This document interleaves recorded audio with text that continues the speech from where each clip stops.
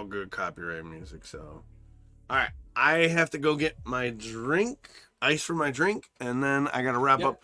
I'm sitting in a basement that's like 20 degrees right now because I don't got heat down here. So I'm gonna be like all wrapped up like a grandma. So don't say shit. I'll fucking I kick won't your say ass. anything.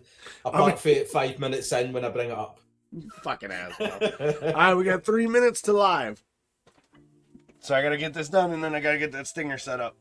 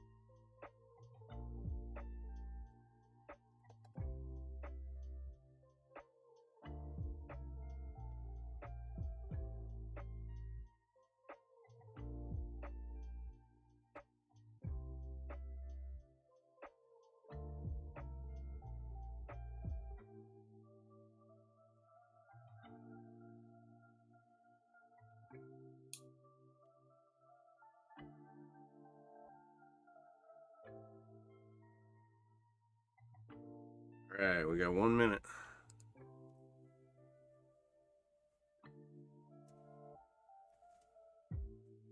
I better bring up your stream, to be honest.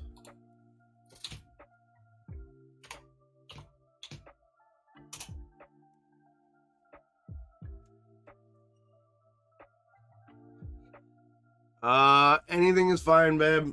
Just not anything really thick. You having a taco? Sloppy Joe, apparently. So a sandwich? Shut up.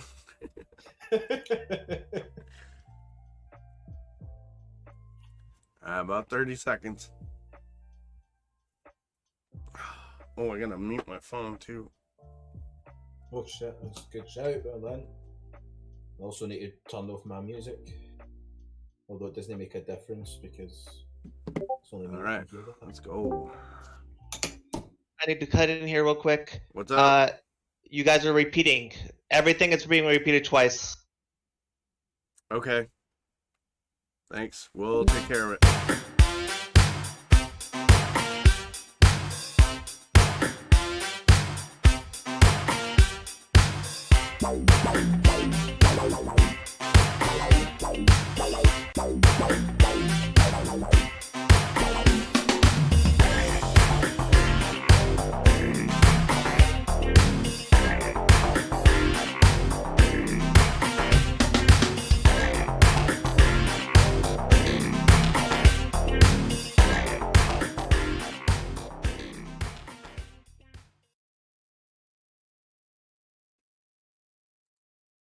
All right. We're fixing an audio issue real quick. Let me just... How's that? Chris, can you talk?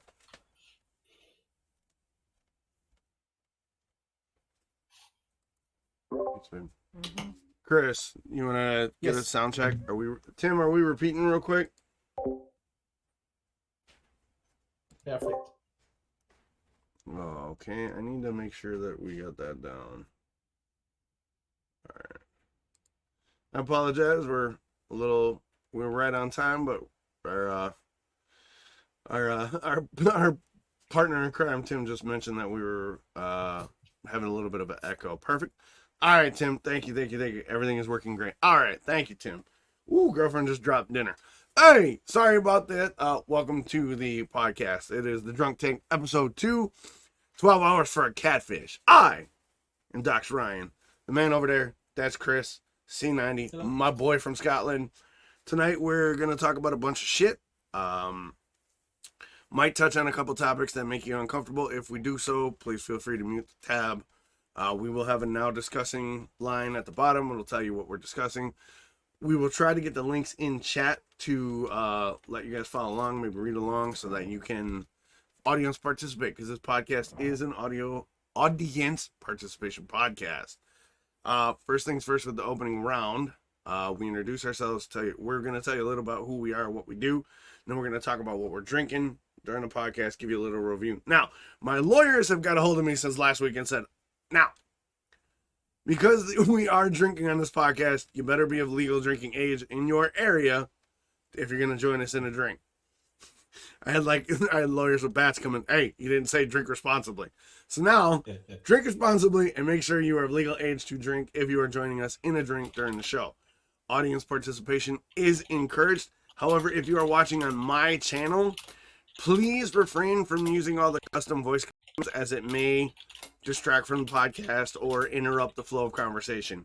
We appreciate it. We love you that you use those, but just the podcast is not the time to drop, like pin pans and all that BS. They're funny, not appropriate. So, that being said, I think we got the ramble and the BS about legal out of the way. Yeah. Party. And then he Best drops day the ever. host. Party. So much I do party. apologise. Party. You're good. I was just I was given a Say it again. side You're Yeah. good. I message appreciate it. just to remind me.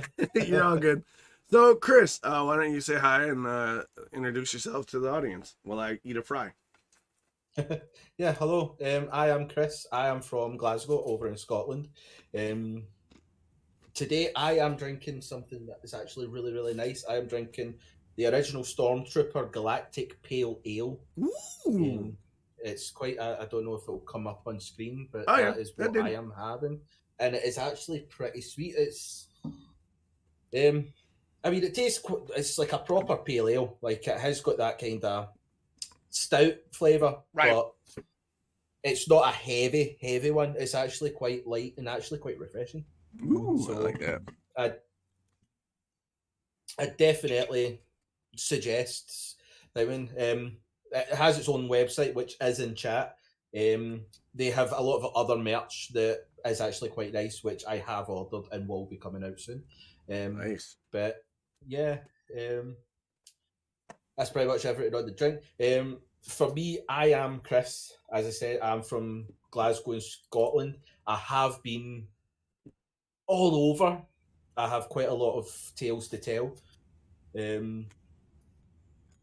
For the last 12 years, I've been a delivery driver between local and long haul. I also, for a small portion, lived abroad in Holland, where I worked with a superbike racing team, which was really fun. Oh, yeah, which you were got a telling me lot about of that. stories and a lot of drunken stories. Yeah, we'll have to do a That's for podcast later about time. stories. We'll have to do a stories podcast. Oh yeah, definitely. So that's pretty much my life up till now. I would say nothing exciting, but it's been pretty exciting and it's been pretty great. So Nice. Yeah, you're an interesting dude, for sure. Like, I can't wait to be able to hear some of them, more of them stories. As I said last week, the podcast is the brainchild of him over there, but it takes the two of us to make it work, and he's always like, "Don't sell yourself short," which I'm not. I'm just saying. For me, I'm Docs. Everybody kind of knows, who's been by the channel knows what I do. I'm a streamer. I'm a content creator. I'm also a professional security officer as my day job. Hopefully that won't be much sooner or much longer. My life's kind of crazy. I bounced around a lot. I was homeless for a while. I did a lot of odd jobs. I've been a nanny, a DJ, a bouncer, a bodyguard. I've been a first aid instructor. Yeah, pretty much, Sim. I've been a little of everything, and I've traveled around the States a lot, but I haven't traveled abroad. It's one of the things I want to what I'm looking forward to once the kids are out of the house. The girlfriend and I have some stuff, so I mean, it is what it is. I got a bunch of physical disabilities that I got to overcome, but if you've been around at all or you've seen any of my vlogs, I go about it in depth. Fibromyalgia, heart condition. I have some deformities, but my thing is I don't let that be an excuse, and I don't let that stop me. And honestly, streaming and podcasting is one of the few things that I've actually felt like I've been able to be really good at. So I'm really glad that Chris invited me to do this with him. So that's a little bit of my story, and as we do more episodes, you'll find out more about us. yeah, we'll do just wee little teasers each episode. Yeah, Who we exactly. are. Don't want to give everything away. Right? You Need to gotta stick around leave to hear. something. So here's what I'm drinking tonight. I'm drinking. Wait, all right, where is it? There it is. Schofer Hopper Hefeweizen pomegranate beer. I slaughtered the German. I apologize. I'm not even going to bring it up. But yeah, big Tim the mod has dropped links if you guys want to get a hold of that. How much does your PLL run? Because we want to talk about affordability if people want to pick this up. What is your PLL run about? Well, I think you tend to buy them in bulk because I bought this. It came with a very fetching pint glass with it. Ooh, nice. And it roughly comes in at about £6.99. So I'd say about $10 for the kind of set. But you can buy they have the cans. I think there's 3 different ales. Mm-hmm. And I think they kind of do it. It kind of depends on how many you want to buy as door. So I think you're kind of in a decent range, but you do have the sets that might be a wee bit more and the kind of thing. But you're kind of talking between £11 and I think £15 for 6 cans. That's The small cans. Whereas if you want to buy the bottles, you can buy 8 bottles for £23. So it's not a bad price for what you're actually getting. Yeah, no, not at all. Much like mine last week, you're doing all right. Yeah. You'll have to now. Have you had it before? So can you talk about it a little bit? No, this is literally I opened it maybe half an hour before we started the podcast so that I could at least get some form of it. It's literally my first time drinking it, but it's one that I would actually get again. Nice. It is really enjoyable for a kind of ale, especially a craft ale. Yeah, no, it sounded good. I genuinely enjoy a pale ale. I like all kinds of beer, and the way you talked about it, it seemed like it'd be right up my alley. And with that price point for being like a sort of craft ale, that's not bad at all. No, exactly. It's got everything that you'd want. Yeah, it sounds really good, and I like the pint glass too. That pint glass looked dope. The pint glass it really is. It's simple, but it just is nice. Yeah, for our audio listeners, you'll be able to find links to the beers that we're talking about either in any of the podcasts. Like you download it, we should be able to we can work links into our descriptions, right, for the podcast. You should be able to, I'd have to look up because the likes of Spotify, Apple, and Google have terms and conditions as to what you can say, what you can't say, but I'll look it up and. Well, I mean, even if you can't find it in the audio podcast version, you'll find it. We'll put links to Twitter on what we're drinking and stuff, so you can find it that way. That way, you too can sample what we got. Now, the pomegranate one that I tried, I have not had it before, and I just took a couple swigs of it, and I've never had a Hefeweizen. Never had one before. It's really light. Got a really light kind of. It's got almost like a really light, sparkly, clean feel in my mouth. There's a good sharp hit of pomegranate, but there's enough beer in there to be beer. It's really good. If you like pomegranate, and there's a little bit of an undernote of grapefruit in there too. I'm not big on grapefruit, but it might be it might just be my taste bud, but I'm actually really impressed. I saw it in the store and I was like, oh, I like pomegranate. I like beer. It's definitely a fruity beer. So if you like fruit based beers, I know Lion and Kugel does a berry Weiss, and there's a line of fruit beers. It's actually really good, and for about $9 or $10 American for a 6-pack, it's not bad at all. It's not bad at all. I would definitely recommend it just on my initial taste, and the aftertaste after I drank it. There wasn't any lingering sort of bitter aftertaste, which I like in a beer. So I'm really happy with that. So, Chris, let's how's your week? Do a brief how'd your week go down? How you been since the last time we talked on the podcast? It's actually been. I mean, it's been so. Yeah. Like up and down. Nothing really major to kind of talk about. It's been one of those weeks where I've just got shit done. Right. Like kind of doing stuff like with the first episode kind of going up. I was doing a lot of kind of back and forth with the likes of like Spotify and Google and stuff like that. They try and get everything kind of up and running. I was trying to do stuff like the behind the scenes kind of stuff with the podcast. Right. So between that and then just other kind of work and trying to get some sleep in between, that's pretty much been my week. Nothing really amazing. I mean, we've had a lot of snow, which has been quite hilarious, especially with my mum's dog, which is a Shih Tzu, which Yeah. it literally couldn't see above the snow. So I was sending a few videos to people of the dog trying to get through 13 inches of snow. That was an eventful day. Yeah, that sounds like it. That's dope. Me, not a whole lot really. I worked, I streamed, kids and dad stuff. I really didn't do a whole lot. I mean, aside from dealing with work bullshit, like I said, I did some of the technical stuff. I edited stuff and got it off to you, and then I did some updating on the updating for the RPGs and stuff we got. But like I said, not too much to write home about. So I guess with the opening round done, do we You want did to? have an eventful day at work, though.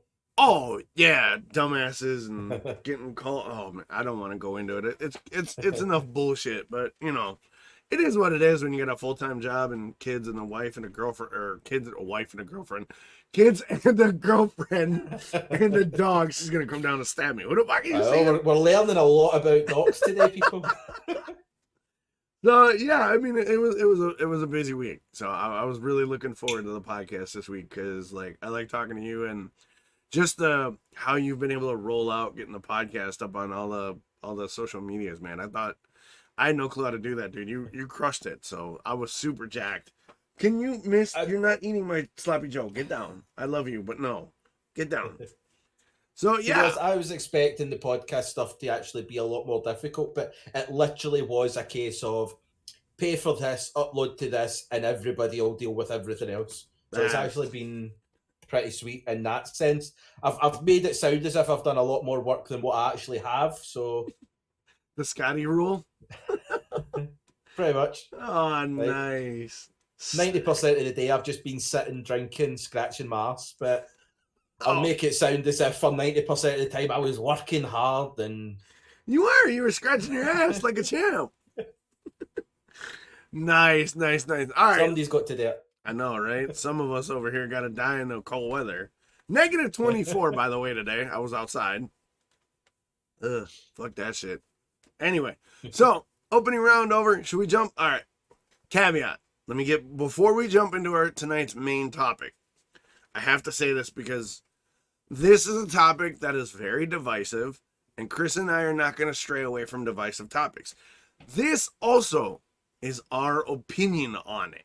Okay? We're not experts. We're not cultural anthropologists. We're not none of that. But we're two guys who have a wealth of experience, and we felt the need to talk about it because on some levels this affects our lives and your lives. And if you don't want to hear about it, mute the tab until it's over. But we are going to share opinions, our thoughts, and we will try to articulate our positions as best as possible. If you are in chat and you want to add to the conversation, by all means, do keep it respectful, because Tim has the ban hammer and he's willing to use it, but he will only ban you if you break TOS or you're being a purposely negative asshole. So, that being said, tonight our main topic is we're going to jump into cancel culture and the social media mob mentality. So, I sort of picked this topic because it's something that, having been a streamer for about 3 years, it's something I see a lot, and it's something that I have mixed feelings about. Okay?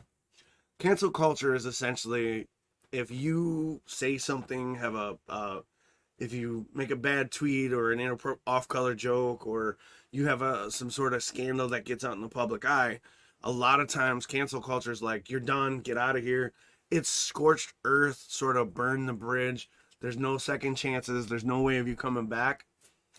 And for the most part, I disagree with that. Now, there are some exceptions to the rule. Harvey Weinstein is a great example of cancel culture. He was a fucking shitty movie producer who abused his power to manipulate women to get roles in Hollywood. It's well documented. Guys like that, cancel culture, I'm all for. Get rid of them. You know, make amends, do what you got to do. Get assholes like that out. But then you get the, you know, the Johnny Depp Amber Heard situation. Now, I'm not an expert on that case, but when it came out, it was Johnny Depp as an abusive husband, right? He did all this stuff to Amber Heard, and Amber Heard's the victim. Okay. Turns out a couple months down the line, well, let me backtrack. Once all that shit hits, Johnny Depp gets dropped from Disney and, you know, all that, blacklisted in Hollywood. He's dragged through the mud, right? He's the worst human being ever. He's a horrible husband. What he did to Amber Heard is unacceptable. Okay? Johnny Depp's canceled. Get rid of him. No, all his charity work with kids in the hospital, all that, no good. Get it out of here, right? Fast forward a couple months, turns out Amber Heard kind of is more physical in the abuse. She's kind of nutty. Drops a deuce on his bed. You know, she's doing all this crazy shit. There's no cry. There's no outcry or blacklisting of Amber Heard. In fact, her roles are expanding. She's getting more movie roles. She's being included in more projects. I think in the Amber Heard Johnny Depp thing, the truth is somewhere in the middle. You get two shitty people who aren't good for each other, shit's gonna happen, right? But the fact of the matter is Johnny Depp got the axe with no evidence whatsoever. That's not good. I can't wrap my head around this. And the final example I want to bring up is most recently is for those of you that are a fan of the Star Wars universe at all, because Chris is drinking a pale ale, Gina Carano was fired from The Mandalorian for a series of social media tweets. Now, these social media tweets were painted as degrading people and being, you know, anti-Semitic and whatnot. And I went back and I reviewed every one of the social media posts I could. And the one that got her fired was her Instagram story. The Instagram story, she posted a image from like World War II. And in the post, she talked about how what happened to the Jews was they were made to look, they were being dehumanized by the Nazis, right? The bad guys of World War II. They were made to be looked as other and not human, which made it easier for them to get what happened to them, right? I don't want to get too much into it because it's long and complicated. From everything that I read, it wasn't so much an she wasn't being an anti-Semite. She was trying to equate what happened to the Jews to like conservative people. And you just don't do that. Now, I could be wrong. I could be interpreting it wrong, but this is my good faith interpretation of it. I don't know Gina Carano. I don't follow Gina Carano. Discord is fucking getting on my ass. Hang on.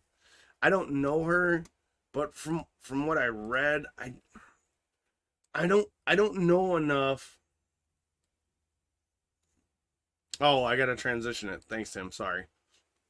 From everything I read and everything I saw, I didn't think she was degrading anybody. I didn't think she was denigrating. Now, she made some hot takes that are in poor taste. I think they're ill-informed, and I don't think you should ever equate conservatives to what the Jews went through. I think it was bad, but I don't think she should have been fired. I didn't think it was anything egregious, but I don't know. That's sort of the thing of cancel culture is it seems like people do it without evidence, and that's the thing that wriggles me the most is a lot of this shit happens because somebody says something or tweeted something in poor taste or unresearched or uneducated, and like Twitter just blows up, just rah, right on both sides. And it's the without evidence. It's without the discussion that bothers me. What do you think, Chris? Well, this is a topic that's been going for years. Like, it isn't a new topic to get brought up. I agree with some of your points. There's one or two of your points where I don't so much agree. I could understand your point of view. In the part where it's like what she had said was it could be interpreted that she was like degrading Jewish Holocaust for what I think in the cancel culture kind of thing. What you have to remember is we don't have a right to determine which words or phrases are offensive and not offensive. Like, it's not up to you. Like, one of the worst things that I always hear is when somebody comes up and goes, that's offensive. Offensive to who? Those people. And you're like, unless you are in that bracket, you do not have the right to be offended for someone else. And I think what the problem is it works on the other way of you don't get to decide if something's offensive or not, if it doesn't kind of, it's like the way I always stemmed it to is if you go and break up with a partner, or you hurt a partner and stuff like that, and if you turned around and went, well, what I done wasn't really that bad, I don't know why you're so hurt over it. You don't have the right to determine whether you hurt someone or not. If they feel you hurt them, you hurt them, that's it. You don't get to decide how good or bad what you done was. That's on them. And I think that should also be put onto the kind of cancel culture, to the point of you don't get to say what's offensive or not, but you don't get to, like, if someone does find it offensive, you don't get to dictate that. But on the kind of topics, I do agree with the fact that if Jimmy down the road says something out of line, be it racist, homophobic, sexist, anything like that, nothing's done, really. Like, if it's caught on camera and this and that, it gets plastered, people phone in and get them sacked. The problem with cancel culture is that no one is willing to let anybody learn from a mistake. If someone comes out and says something, allow them to be educated, because they might not know that what they've said was wrong. And if somebody was to take the time and go, what you said was wrong, here's why it could be construed as wrong, allow them to come out and go, look, I apologise for everything that I said. That wasn't my intent, or I was uneducated in that subject. I'm now learning to better myself. That should be enough to go, well, at least he's learned, or they've learned a lesson. Like, they've learned and they've educated themselves on it. But everybody is so quick to just cancel them if it's anything that they've done. And as you said, it's normally without evidence. And I'm pretty sure in the Constitution it does state innocent until proven guilty. So I don't understand why in society that doesn't go with it as well, because you see it here all the time. So as soon as something comes out and goes, such and such done this, and it's a whole, oh, I knew it was a badging, I knew, and you're like, but you don't know shit. Like, you weren't there. You don't know what's been on the background. Like, it's the worst kind of subject to be in, because you don't know the information. And so if you were to turn out and go, well, I'm not going to believe it until I see the evidence, you run the fine line of you're stating that you do not believe the victim until evidence. And it's not that you don't believe the victim, it's just, why should that person's life be completely ruined when there is a small portion of this that turns out to be false? It's just false allegations. It's someone's just been upset and they've went through this thing. And you never ever hear of that, then them being cancelled. You never ever hear of the false allegations, then going back the way and going, right, well, That's me. So I do think it's one of the ones that you need to see the evidence. If you're not involved in that, if you like with Amber Heard and Johnny Depp, unless you were in that room with them, you do not know shit. Yep, You facts. do not know who said what, who done what, anything like that. When one party comes out and says such and such done this, and the other party comes out and says such and such done this, you have to take everything with a pinch of salt until Right. it's came out exactly what's happening. And even at that, the problem that there is see with Amber Heard and Johnny Depp or any other online or celebrity or any other personality in that, this whole the public have a right to know. Do we fuck? No, we See don't. what is going on between Johnny Depp and Amber Heard? We do not need to know. It is a private life that they have got. It's up to them to sort it. We do not need to know who threw what. We do not have to know who said what. That is their life. Let them live it. So I don't care who the person doing the road is doing. I really don't give a fuck. Why should I involve someone else's drama into my life? Like, it makes no sense. I've got other stuff that I can be doing than going through their shit. Like, I don't care.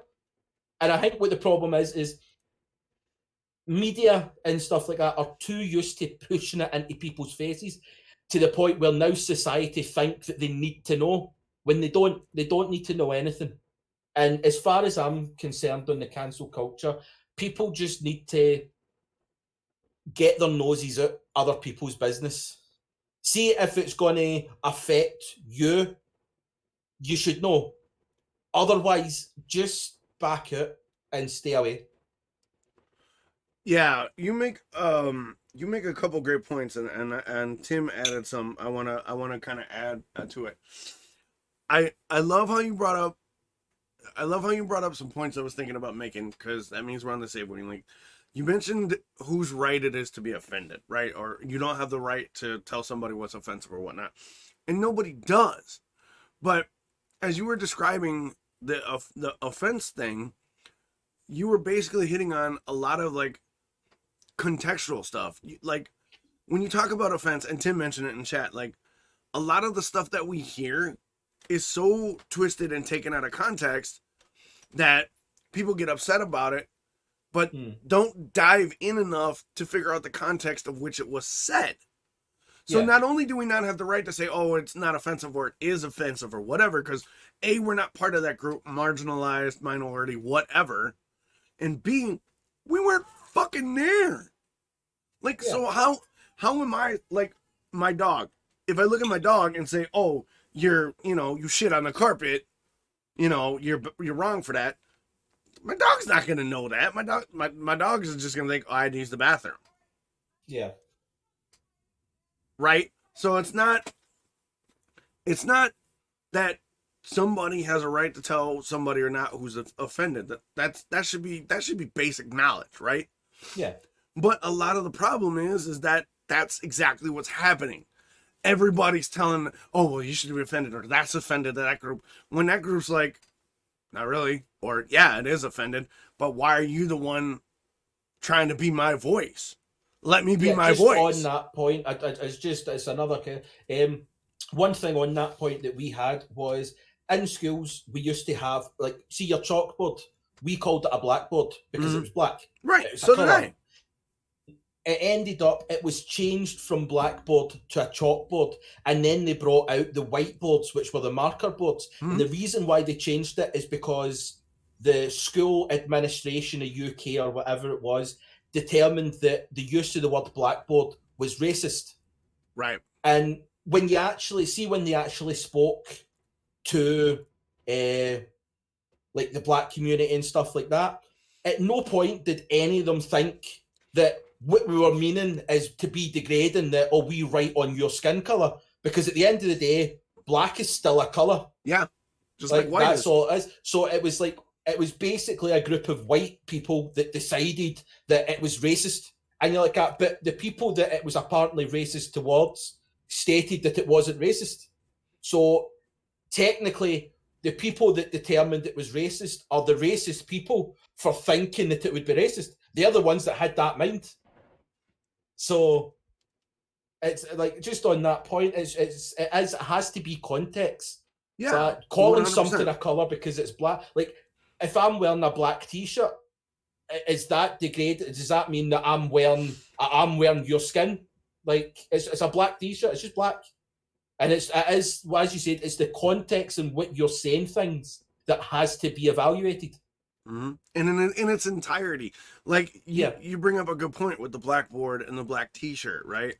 And a lot of this stuff is people being outraged and offended for somebody else, right? Oh, that's offensive for them, and other people are like, no, it's not.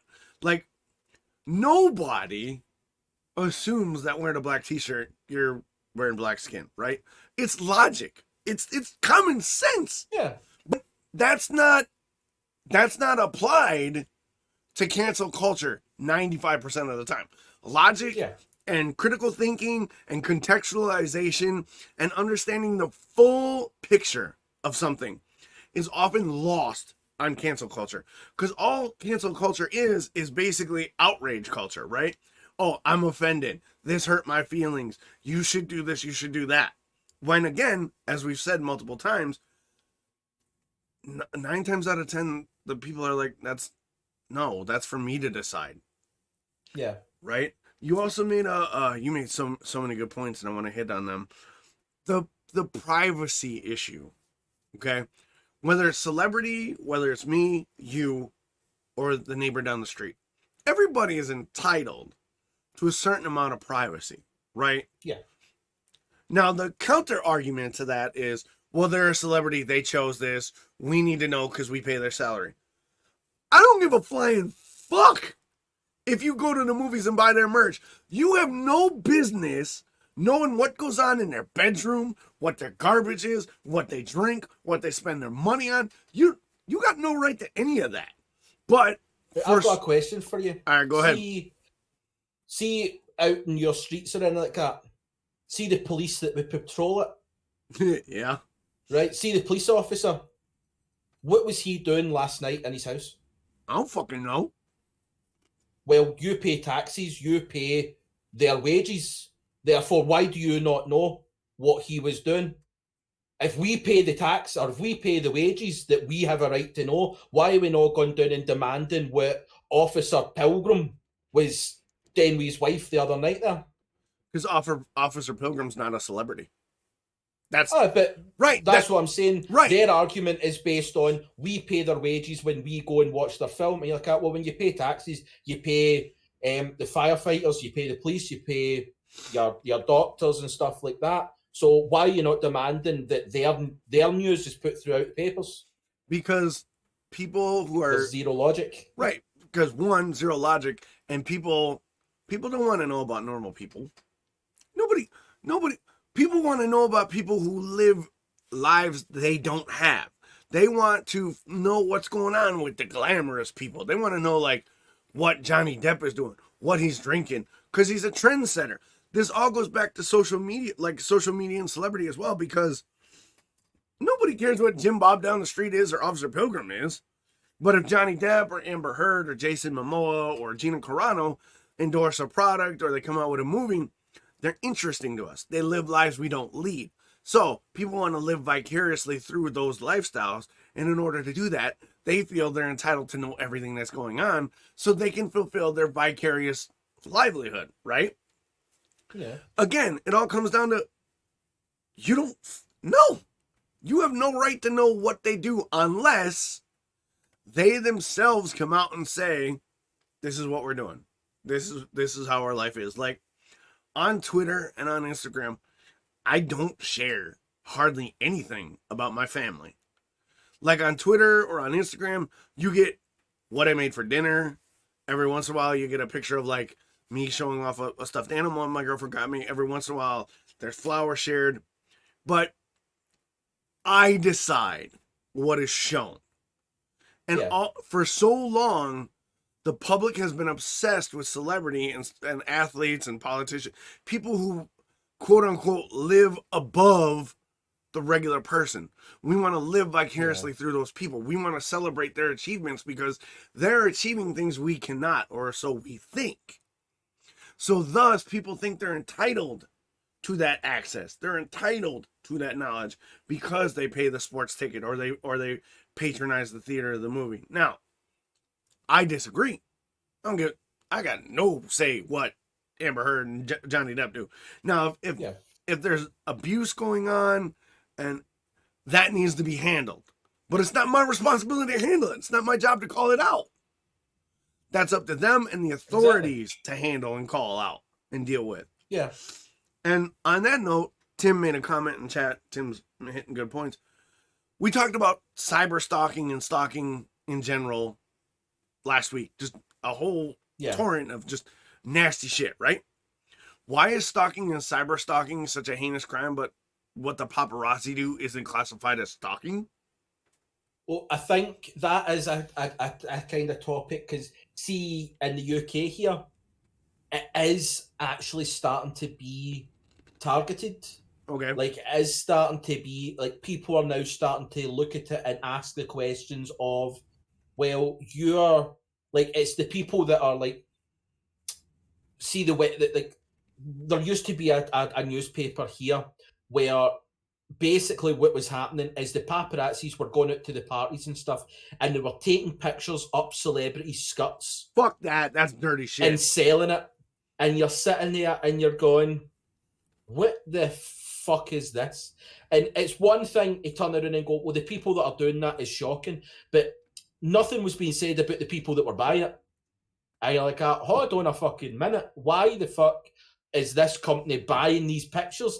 Like, that is an arrestable offence in any other situation. Why the fuck are these paparazzis being paid to do such a thing?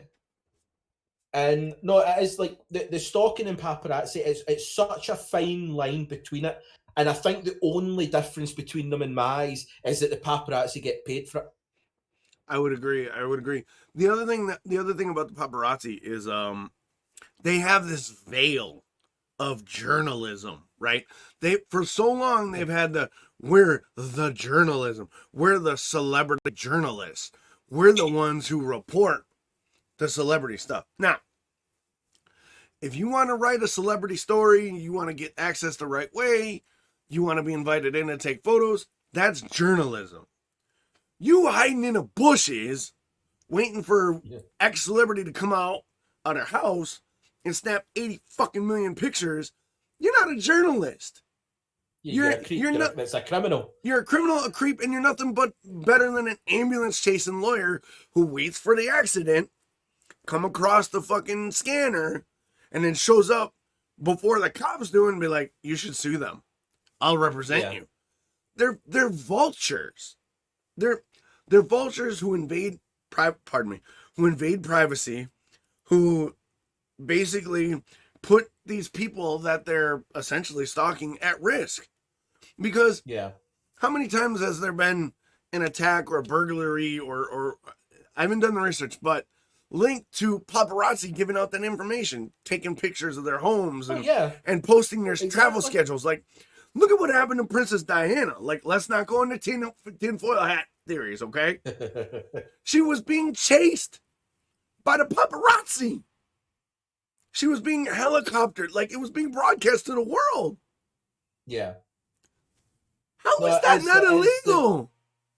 The paparazzi, in that, I mean, one thing that I have noticed is the paparazzi between the UK and the US have differed over the last few years. One of the biggest case in points that I always bring up when we're talking about like journalist media paparazzi is the story of David Beckham, Victoria Spice. Yes. They got married, they've got the kids. Mm-hmm. One of the kids, I can't remember who, I don't know if it was Brooklyn or if it was the youngest one, the 7 or whatever her name was. I don't know. But one of the kids had epilepsy, right? And the Beckhams went to the UK media when he was playing at Man United and stuff like that and said, look, our kid has epilepsy. When you're taking pictures and it's the flash photography, you can put our child into life or death situation. Yeah, that's So bullshit, by the way. They brought up a thing where you weren't allowed to take a picture of the Beckhams in public, but every week they set up a kind of a situation where the kid wasn't there. The paparazzi could come out, take the pictures, sell it in the newspapers. That was it. When he signed for the LA Galaxy, they went to the US media and said, look, such and such has epilepsy. This is the setup we had with the UK media thing. The US paparazzi told them, fuck off, we'll take your picture. That's bullshit, by the way. 3 different occasions in the first month. It was Romeo. Romeo had an epileptic fit due to the paparazzi. And you're like, it's a life or death situation for a child. Yep. And the paparazzi there were so inconsiderate and wanted money for a picture that they were willing to kill a child for it. Yet no one bats an eyelid because the paparazzi, it's journalistic, right? That's bullshit. So look at the Capitol riots. The journalists that went into the building, right? Yep. And they tried to claim that for journalistic rights, they entered the building and all that kind of stuff to kind of report on the situation. Now, the reason why it was brought up is because the police were arresting him and doing him for entering a government building that he shouldn't have without authorization. And his argument was journalistic rights. And you're like, so does that mean I can go down and I can walk into a building with 3 other people, watch these 3 other people murder a family, and claim journalistic rights and get off it? Because in my opinion, it's the same thing. Yeah, it's the thing with the whole journalistic rights and power of the press was not. Let me clarify. Was not to give Johnny fucking paparazzi freedom to invade someone's privacy, to put people in danger. It was not designed for you to fucking take photos of Paris Hilton's ass. Journalistic freedom was designed for journalists to speak truth to power, to tell the stories that need to be told, not to tell me that Amber Heard shit on Johnny Depp's bed. And it's fucking bullshit. And you're right. The Beckhams, like, I heard about that Beckham story, and that shit drove me nuts because I got kids with special needs. Not epilepsy, but they got special needs. And if some asshole with a camera put them in danger, I wouldn't be here right now because homeboy would be catching ass whoopings. Oh, yeah. Because definitely. in no way, shape, or form are you allowed to endanger the lives of your subjects. Like, you can't do that. For one, if they've already had a setup where it's okay for you to take photos, honor that request. And again, it comes back to cancel culture and social media. People feel like they're entitled to a level of access of information, be it through Twitter or Instagram or whatever, that we've never had before. And a long time you would hear, if you go to the bar, you would hear, oh, you know, Steve's an asshole and, you know, he did such and such to his wife or whatever. And the guys at the bar would be like, oh, fuck that dude, whatever, right? But they wouldn't jump on Twitter, and Steve, I'm not talking to you, Tim. Steve is a random name I just popped up. They didn't jump on Twitter and get Steve thrown in jail, right? Yeah. But now the vocal minority of social media goes, well, Amber Heard did this. Johnny Depp did that. Jason Momoa said something I didn't like. Well, fuck them. And hundreds of tweets go out and retweets and this, that. And then these big corporations who are more focused on the optics of something and not the actual context or the subject matter, just the optics of how it will affect their company's shares or how their investors will feel or how that automatically make these massive leaps and be like, well, Johnny Depp's bad. Fuck him. Gina Carano's an anti-Semite, anti-masker. Fuck her. Get her out of there. But they don't stop to look at it. They don't be like, all right, well, okay, she said some shit that's fucked up. And Johnny Depp's gone through some shit and he did some dumb shit and Amber Heard's kind of fucking psycho. If they would not listen to the optics, don't look at just the optics. Look at the context and the subject matter and the fucking evidence. Because if we don't, You and I can get canceled tomorrow for this conversation. Oh, well, I can't get cancelled because I'm not an online personality. Oh, I can. So fuck you. Yeah, so But- you're fucked. But I'll just continue on my life here. you are an online personality. You're a fucking partner in this podcast, goddammit. But I Maybe guess I'm under a different name. You don't know. ooh, none to Maybe my do. real name's Paul. All right, none to, well, my real name ain't Doc, so I guess they ain't canceling me either. Problem solved. There you go. But I guess to put a final pin in this, I think cancel culture is not something that should be given as much power as it has.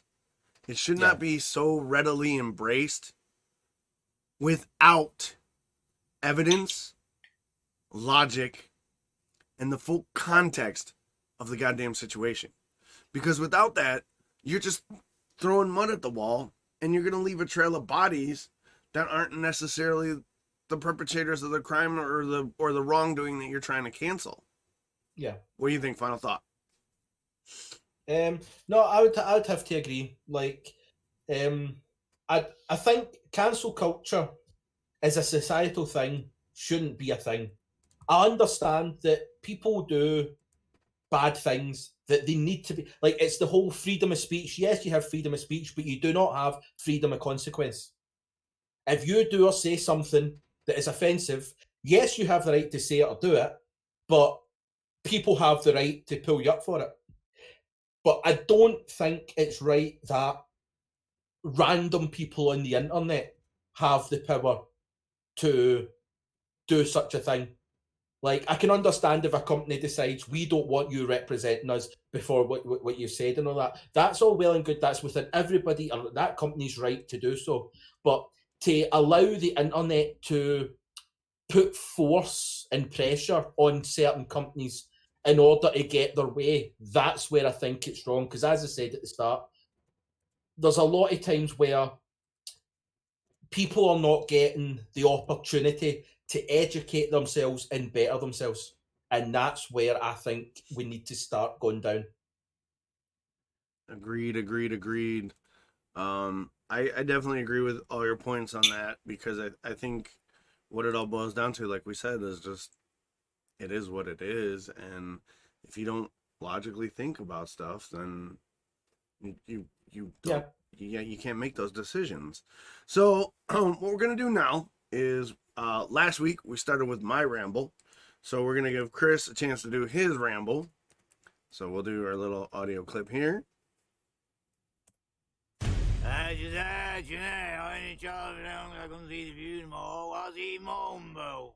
What did he say? All right, Chris, your ramble, my friend. Well, it's quite a topic change from something so I think we needed a palate cleanser. important Uh-huh. to something even more important. Oh, really?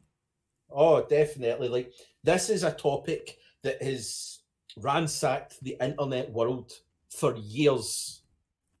And to the point where the actual Supreme Court of Ginsburg, like Supreme Court Justice Ruth Bader Ginsburg, got involved. Right? Yeah, I read that. And that is of is a hot dog a sandwich? All right. Where are you going with this?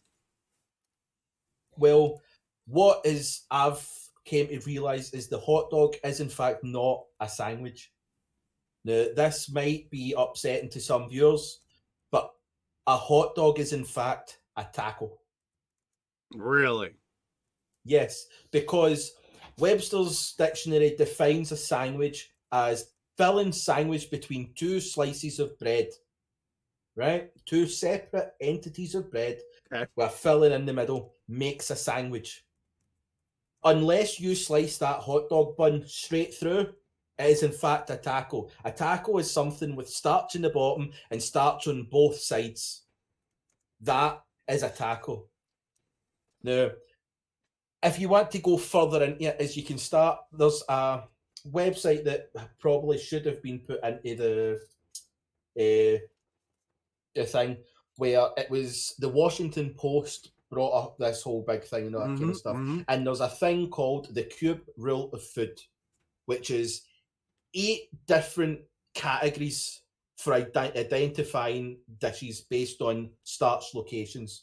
So the way it kind of works out is if it's starch on the bottom, so just like flat on the bottom, Right. it works out that that is a toast.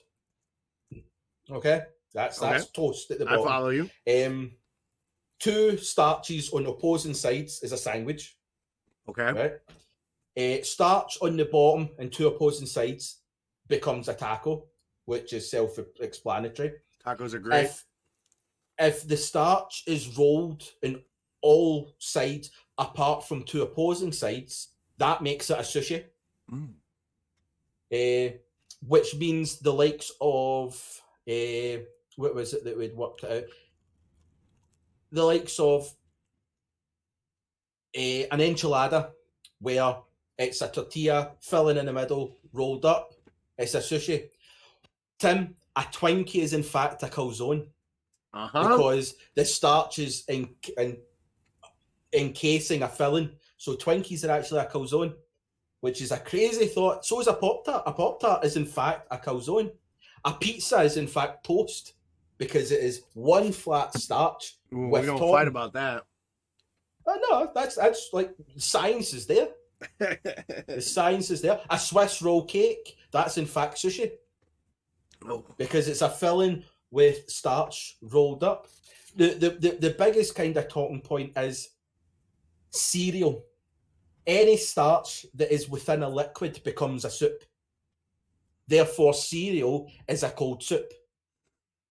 There's no denying the facts.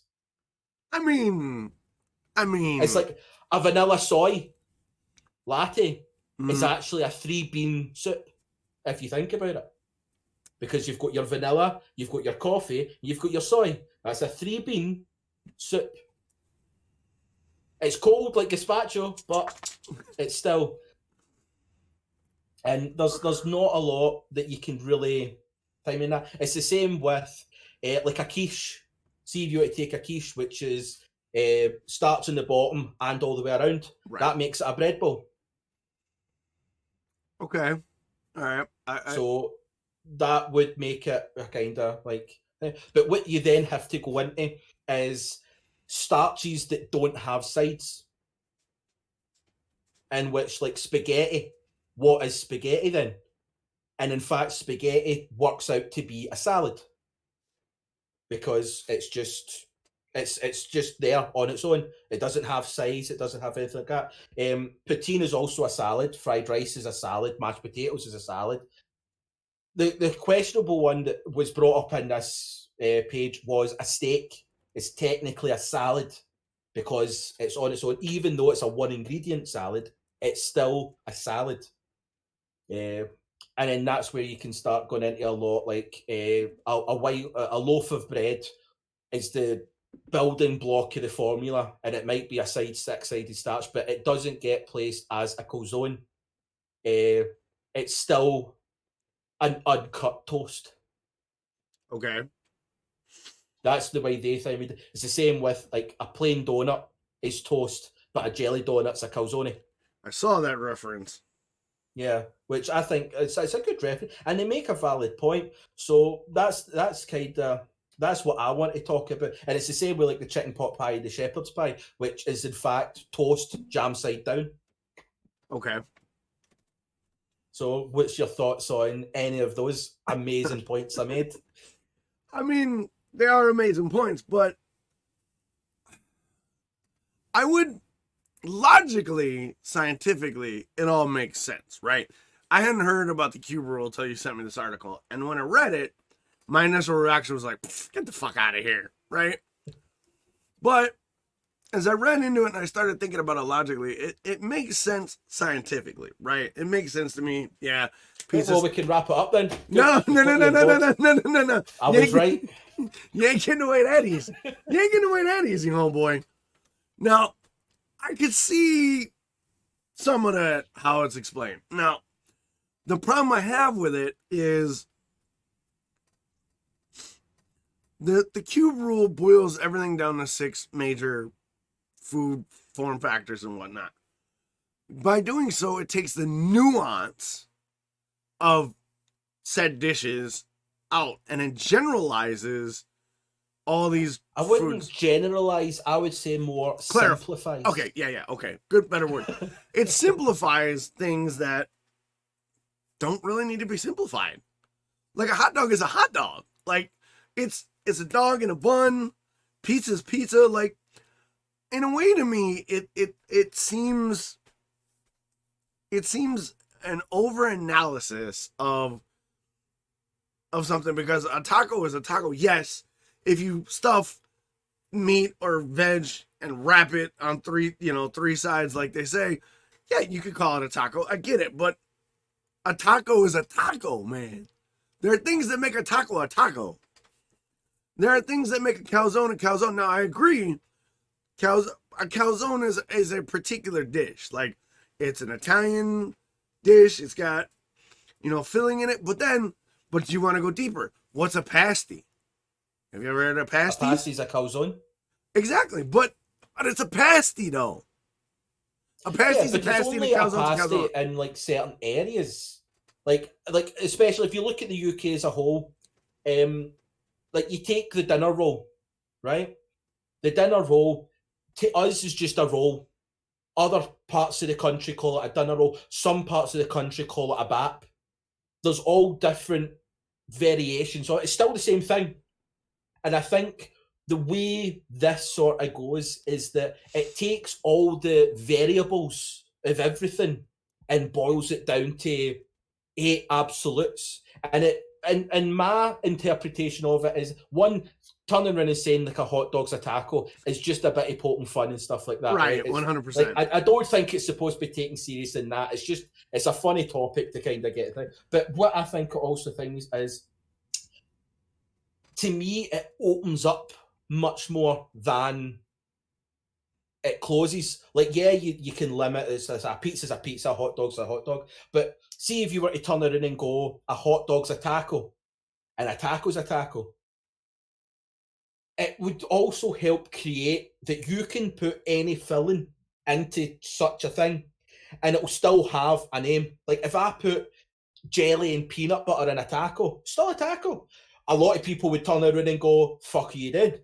But at least it has its thing. If I took a donut and instead of filling it with jam, decided, do you know what, I'm going to put blue cheese in that thing, still a donut.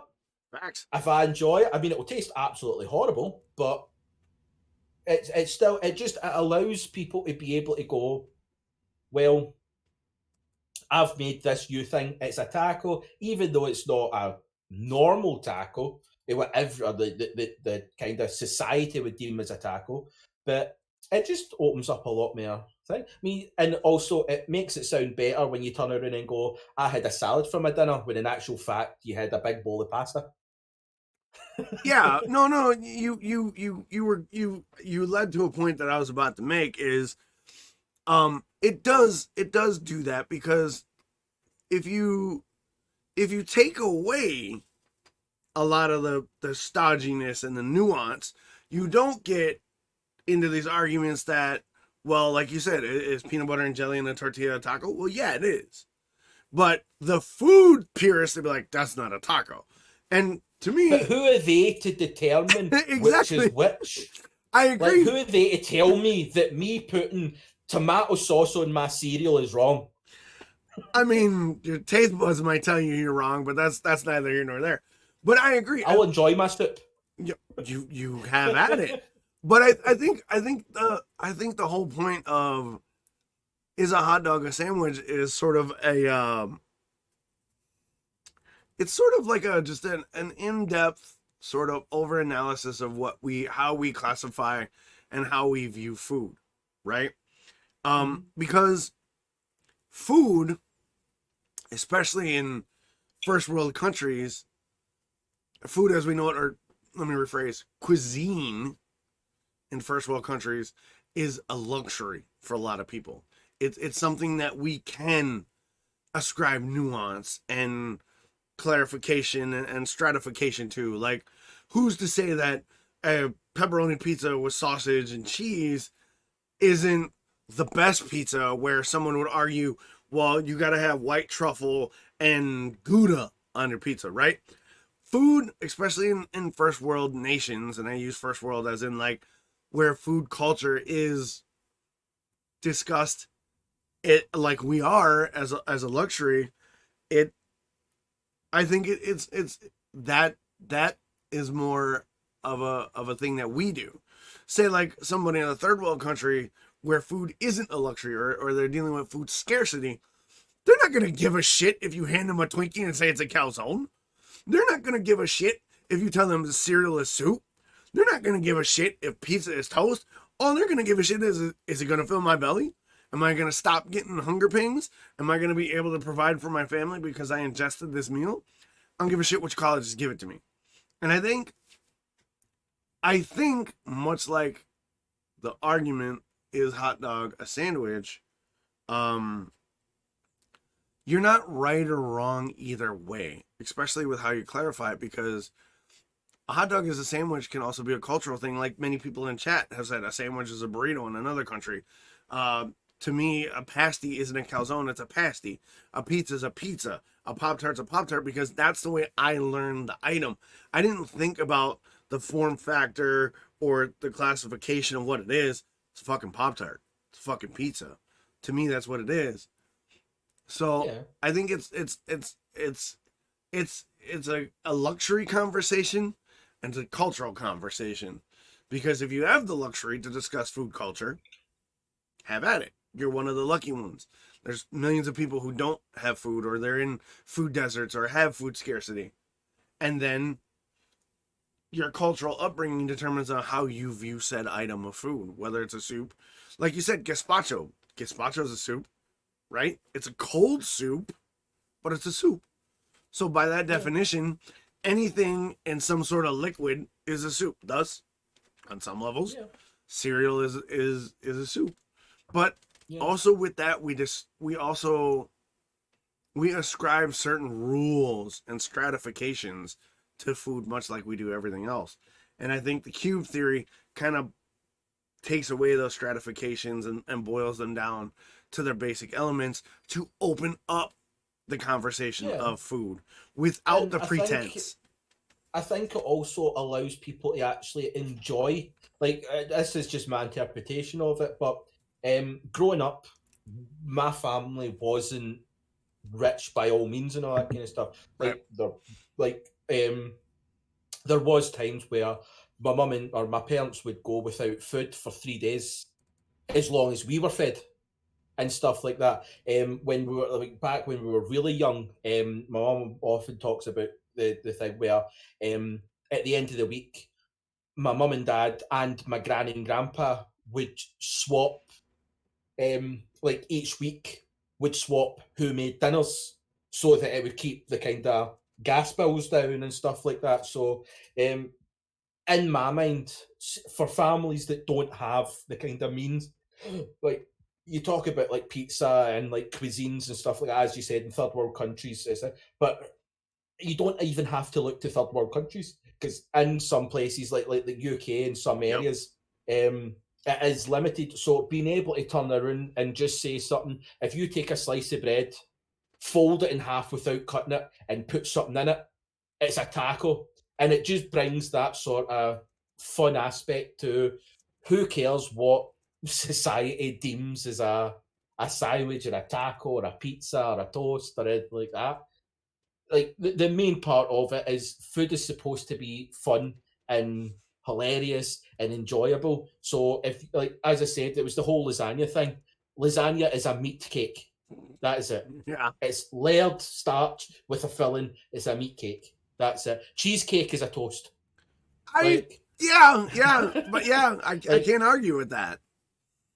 But I didn't mean to interrupt. Continue. I just wanted to agree on your point. No. That was pretty much the main point. Was just that it's supposed to be an enjoyable thing. So why allow these food connoisseurs to dictate the level of sophistication in food? It's like whiskey. Everybody thinks, oh, there's a certain way you have to drink whiskey. You have to think. No, just take a bottle of whiskey, put it in a glass, and drink it. If you want to mix it with something, mix it with something.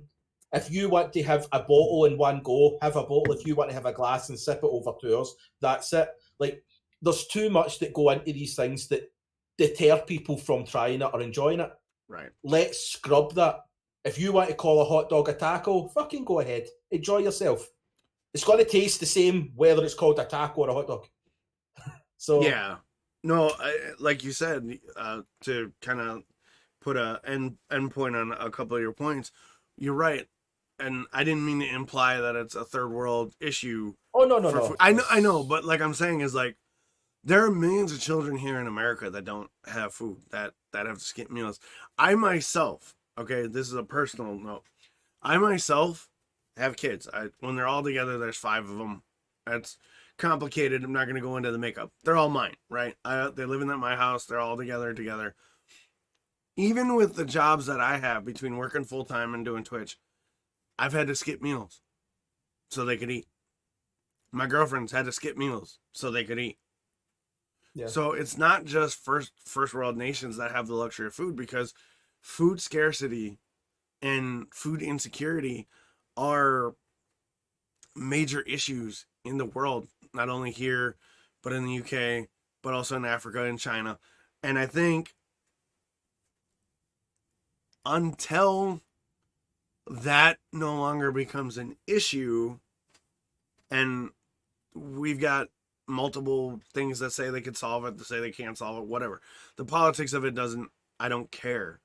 Until food insecurity and food scarcity ceases to be an issue, who the fuck cares if a hot dog is a sandwich? If your sushi is a burrito? If your pizza is toast? If your lasagna is a meat cake? I don't give a shit. Does it taste good? Yeah. Is it something that I'm going to enjoy? Is it going to fill my belly? Fucking have at it. Like, bring that shit on. Yeah. For too long, food snobs have, like you said, gate-kept what isn't. I don't give a shit. I don't care what your food snob says. As long as it's good and it fills my belly, I don't give a flying fuck.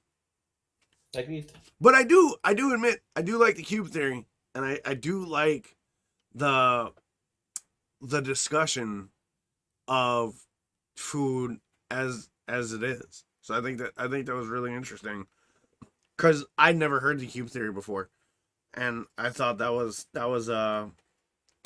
interesting. It was an interesting read, and to hear your thoughts on it, like, I can't disagree, man. I'm kind of with you on that. Who the fuck cares? You know? Yeah. All right, so plus at the same time, the Supreme Court justice ruled that the hot dog is in fact a sandwich. So yes, they did. They did. Anybody that thinks otherwise is wrong. So. Well, I mean, they did, and the last point I want to make is there with the Supreme Court ruling on a hot dog as a sandwich, there are food regulations that clarify different types of food, because sometimes food programs only will allow you to buy certain things that are classified a certain way. So like, is bread a confection or a sweet? Like I think there was a study over in Ireland that said bread isn't considered a staple food because it has too much sugar. So it's not classified as bread. So, I mean, it's a debate that has ramifications on all spectrums. It's not just two idiots on the internet bullshitting about whether a PB&J is a taco or a lasagna is a meat cake. You know what I mean? But yeah, I like it, man. That was a great ramble. It was a great topic.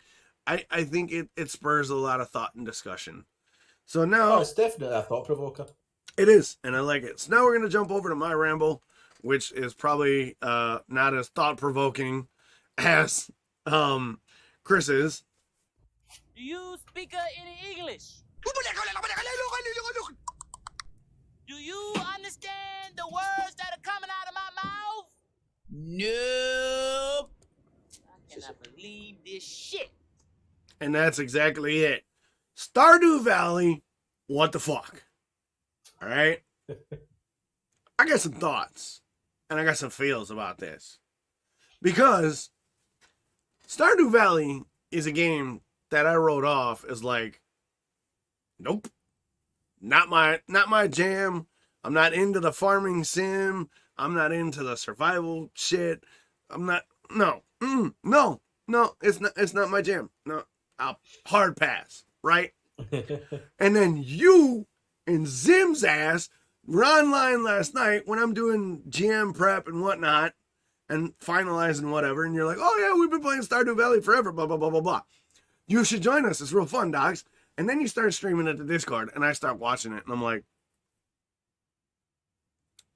all right, I can, all right. And I'm like, no. And then you're like, oh, it's a tenner. I'm like, fuck, I'm in, right? So I buy this game that I would never buy under normal circumstances. And I end up streaming this thing for 8.5 fucking hours, right? Can't tell you what was keeping me involved, right? Like, I like that I don't like farming. So I planted seeds, watered my shit, picked my shit up out of the ground. But then I was like, ooh, there's mines to explore. Ooh, there's fishing. Fuck your fishing mechanic. Can't stand that shit. I'm bad at it. Fishing. I'm so bad at it. Right? But then it's like, oh, there's interesting people in town. And I'm like, well, all right, I got to talk to them. And then the game is like, oh, you're part of this community. So they have community events. And I'm like, all right. And slowly but surely, all these little elements suck me in. And I'm like, ooh, I gotta water this, and I gotta feed my dog, and I gotta go talk to Emily, and I gotta talk to Abigail, because Abigail's bae, and Leah's a bitch. And then I gotta go to the dance, and I can't get a dance for the date, even though I gave that bitch cookies, and she still turned me down for the dance.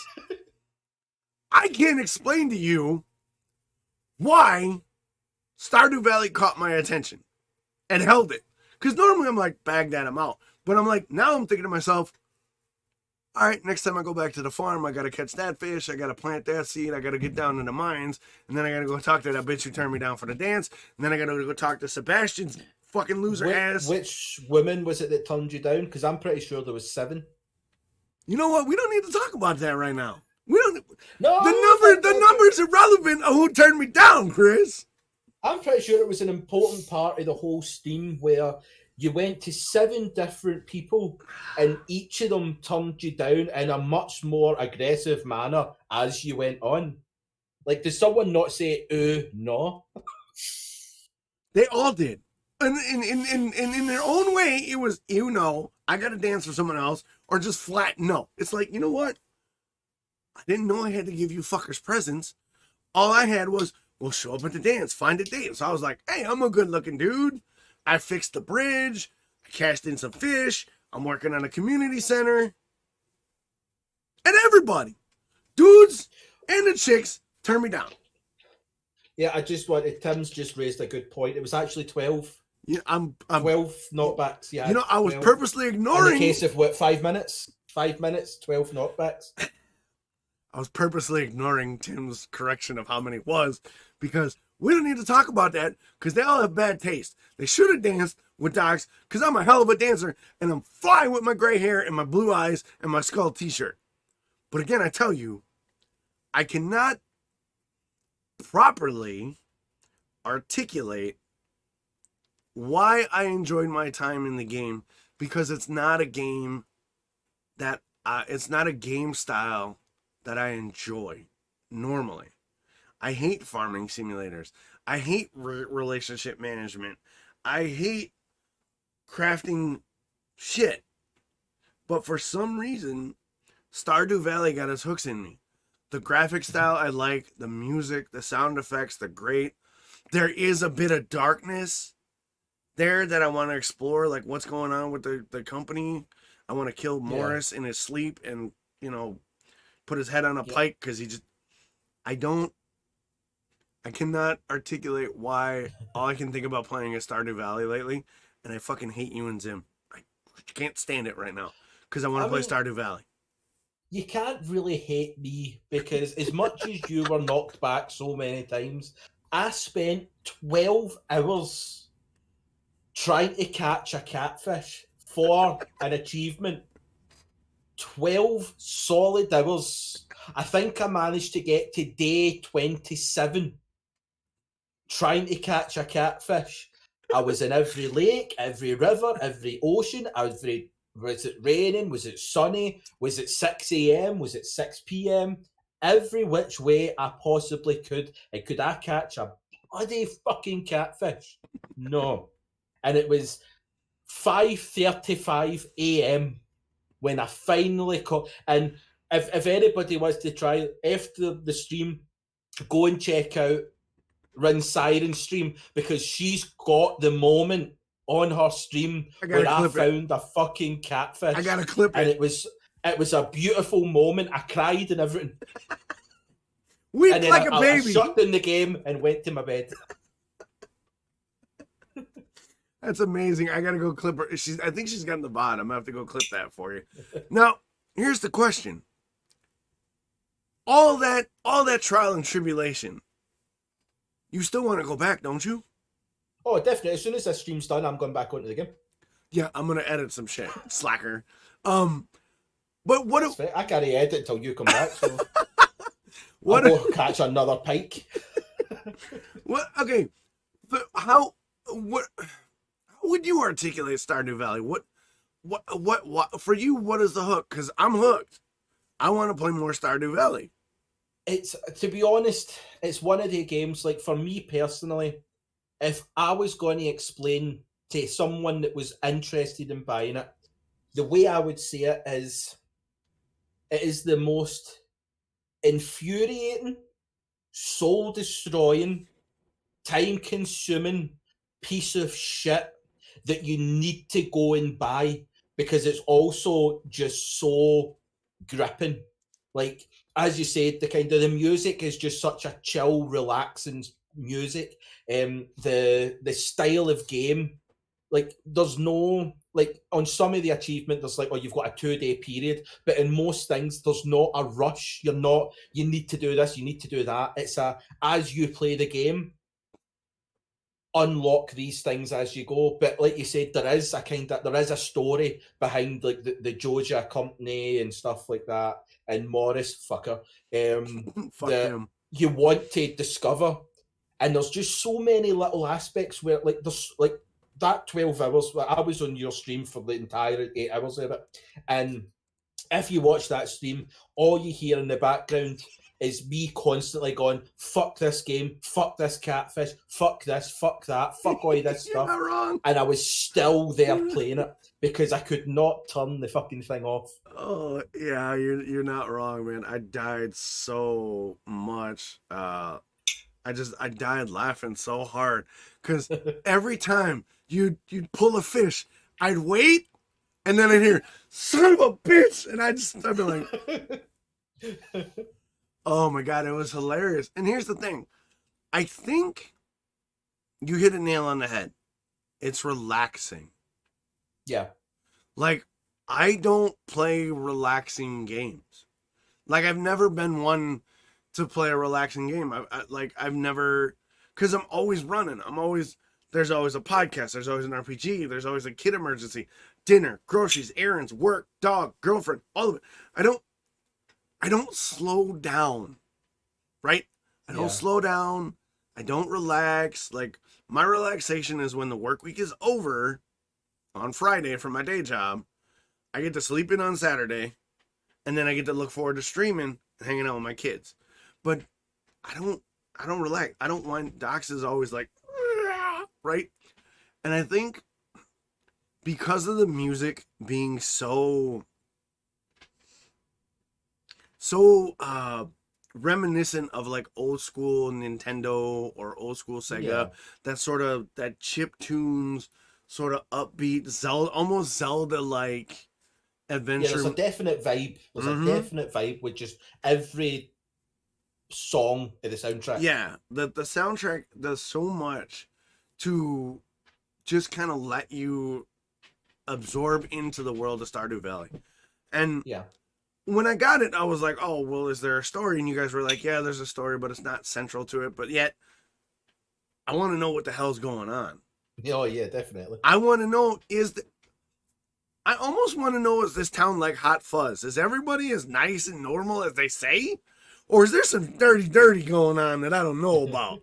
And I want to know, why is Sebastian such a emo boy? Why is Elliot living in a house with no lights and spiders? Like, is that your jam, Elliot? Because it's not mine. Right? I want to know more. I'm drawn in. It's like It almost reminds me, and I only played for 8 hours, and I definitely want to go back. I'm definitely gonna stream it more this week because I'm hooked. Fucking game.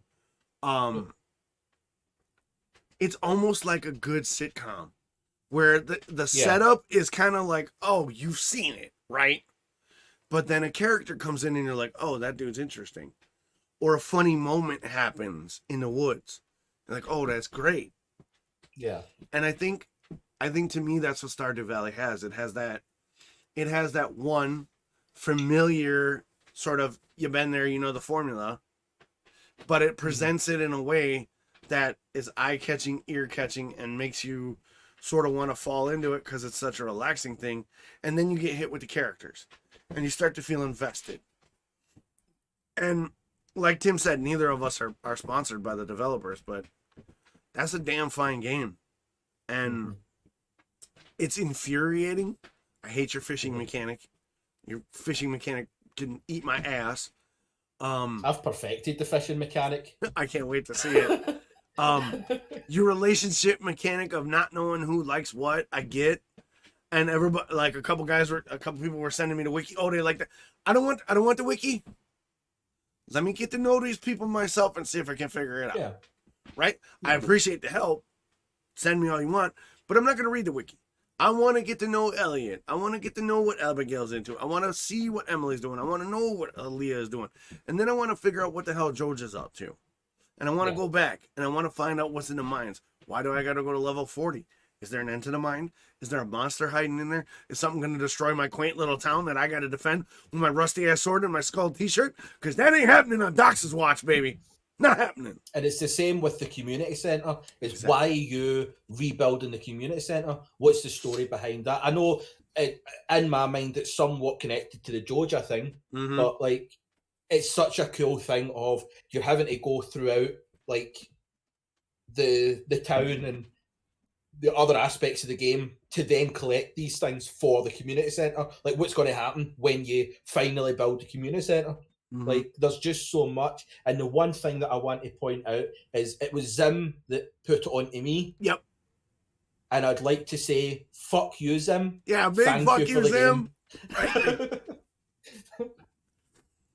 Yeah, when you mentioned the community center, I had a thought. Stardew Valley has a very Scooby-Doo like quality to me. Yeah, it has a very Saturday. Oh yeah, I can feel that. Yeah, it has a very Saturday morning cartoon vibe where you get invested and you want to watch another episode. It's the sitcom thing, but it does with the community center specifically. Is Jojo the evil corporation? Are we gonna unmask a real estate developer who wants to bulldoze a town and destroy all these lives like they do on Scooby-Doo? Because if that's happening, I'm throwing that bitch in the river, and the catfish can eat like that is such a nice wee thing. Is the fact that it does have that sort of dark story feel, but at the same time, not to the point where it's just going to be graphic. It's got a darkened kind of story like Scooby-Doo where it grips you. You're interested, but it's not a kind of movie style where it's like terrible things are going on. It's a fun mystery. It's Best Javoff. That's who owns Georgia. Yeah, right. It's a fun mystery presented in a way that is enjoyable, relaxing, calming, intriguing. Now, if I was going to nitpick from a game design perspective, and I'm not a game designer, but I do a lot of game commentary during my streams, is a lot of the quest lines are just glorified collectathons and fetch quests. It's same shit. Go collect 99 of that, turn it in. Go collect 99 of that, go turn it in. So there's not a lot of depth or nuance right now. Bear in mind, I'm 8 hours in to the quest system. And for some people, that'll be a turnoff. Like they're like, oh, it's a collectathon, it's a fetch quest. Okay, I've done 5, I've done them all, I'm over it. And I've been that way in the past where it's like, okay, I did 5 fetch quests. This is all you got to offer. Bag it, I'm out. Not worth my time. Yeah. But Stardew Valley packages it and presents it in a way with so many little wriggles and nuances to the people you're doing the things for that you're okay to do it because you want to know more and you want to unravel the mystery. You want to spend more time fishing even though the fishing sucks ass. you want to like chop more trees because you want to plant more seeds and water your dog and build on your house, because in essence it's sort of a life and relationship simulator without the drama and the bullshit and the real world repercussions and just the overarching despair that life can be sometimes. It's an escapist to another sort of reality of like, okay, you're in a Saturday morning Scooby-Doo episode. You're in that sitcom with all your friends, and there may be some dark shit that you gotta face as friends, but you're gonna face it as friends. And I think that's another hook for me. You know, I think I'll be amazed if it turns out that Robin shat on Demetrius's bed. yeah. I mean, would it? I mean, that begs the question: do you have a right to know if Robin shat on Demetrius's bed? But I mean, 8.5 hours in, I gotta tell you right now, I'm infatuated with Stardew Valley, and I didn't give it a chance. I looked at it, I saw a bunch of people playing it, a bunch of streamers that I followed who are bigger, were bigger. They proclaimed this game's greatness. They're like, it's amazing, I love it, I want to play more of it. I'm like, not for me. And for me, one of my biggest takeaways of Stardew Valley is my own bias, my own prejudice, my own, got in the way of something that I've been on my radar. It's always in my recommends on Steam. Yeah. But because I was like, it's not my jam, I was afraid to dip into it till I saw you two going at it. You two having fun with it. You two laughing it up, having a great time. And I'm like, all right, yeah. And then Rins jumped in later for a little while, and Tim jumped in on voice chat, and it was sort of this communal, like, bullshit hangout session. And well, the Rins made a really a funny and good point during that call is the fact that there was 4 of us in that call. You can play 4-player, but Tim wasn't playing, he was watching. But the 3 of us were all in our own game. We weren't even playing the same game together. But we were. But it was the way the game's created is, be it you're playing it or not playing it, be in the same game or not in the same game, everybody can just be a part. It's all similar. Like me going after a catfish and constantly complaining that I couldn't catch one. You and your dance partner mishap. There was like so much going on that we were all involved in, even though we weren't actually involved in it. It's just such a good communal game in that sense, that just get everybody hopped into a voice chat and just laugh away at the entirety of the game. Yeah, no, I agree. And I don't know, like I said, man, I'm hooked. I'm infatuated with it. I want to know more. I want to dip into it. I want to unravel it. And I mean, I want to be in voice chat and like have people laugh about me not catching a dance partner, or I want to do it on even if I don't stream it. Like I want to know more. I want to play more. I want to play more with my friends, because you're right. It is a communal thing. Even though we're not playing co-op, we're still playing co-op, because you're in your farm, I'm in my farm. Your experience, your story is different than mine. Maybe you get a dance partner. Maybe you take 12 hours to catch that catfish where I catch, 50 carp, Yeah. And I think that's a gripping thing. And I think that's one from a streamer's perspective engrossing, because you want to see that person's story of their farm. They become a character in that show, right? Exactly. And on a personal level, you want to know that story. You want to know your story. Exactly. Like, definitely. Because, like, as you pointed out, it's like, be it they're streaming it or not, when Zim he started playing, or not, I'd messaged Zim and said, by the way, I've downloaded the game. I was playing a couple of, like, a bit yet to get used to the mechanics and stuff. If you want to play it, and it was just a kind of spur of the moment where me and Zim just started playing, and like he had said whether or not he was going to like stream it or not, but it ended up that it was just in the voice chat, just the two of us, and it was one of the best gaming experiences I've had in a long time. Facts. just the game and just how chilled and relaxing and stuff like that it was.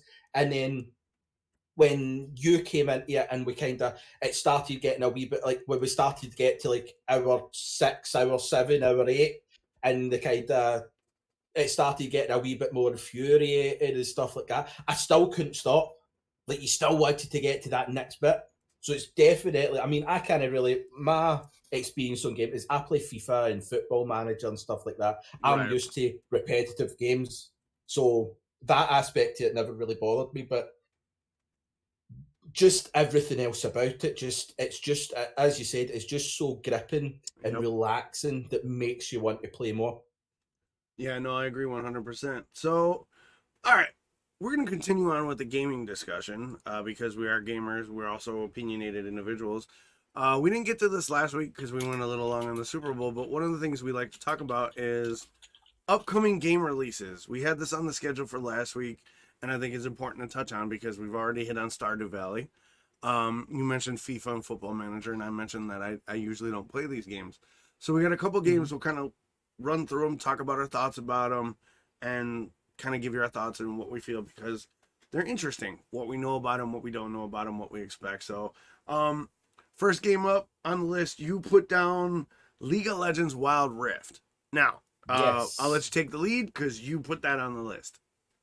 Well, I put it on the list is because I'm new to League of Legends. Yeah, you are. And it's one of the ones, League of Legends, similar to Stardew Valley. Mhm. It completely gripped me. It was never a type of game that I played. I mean, I rarely played games anyway, but whenever I play it, you do want to keep on going, and stuff like that. I enjoy it, but it's more the kind of camaraderie, like when everybody's in a voice chat and you've got 5 years are all going in. It's just such a fun kind of thing.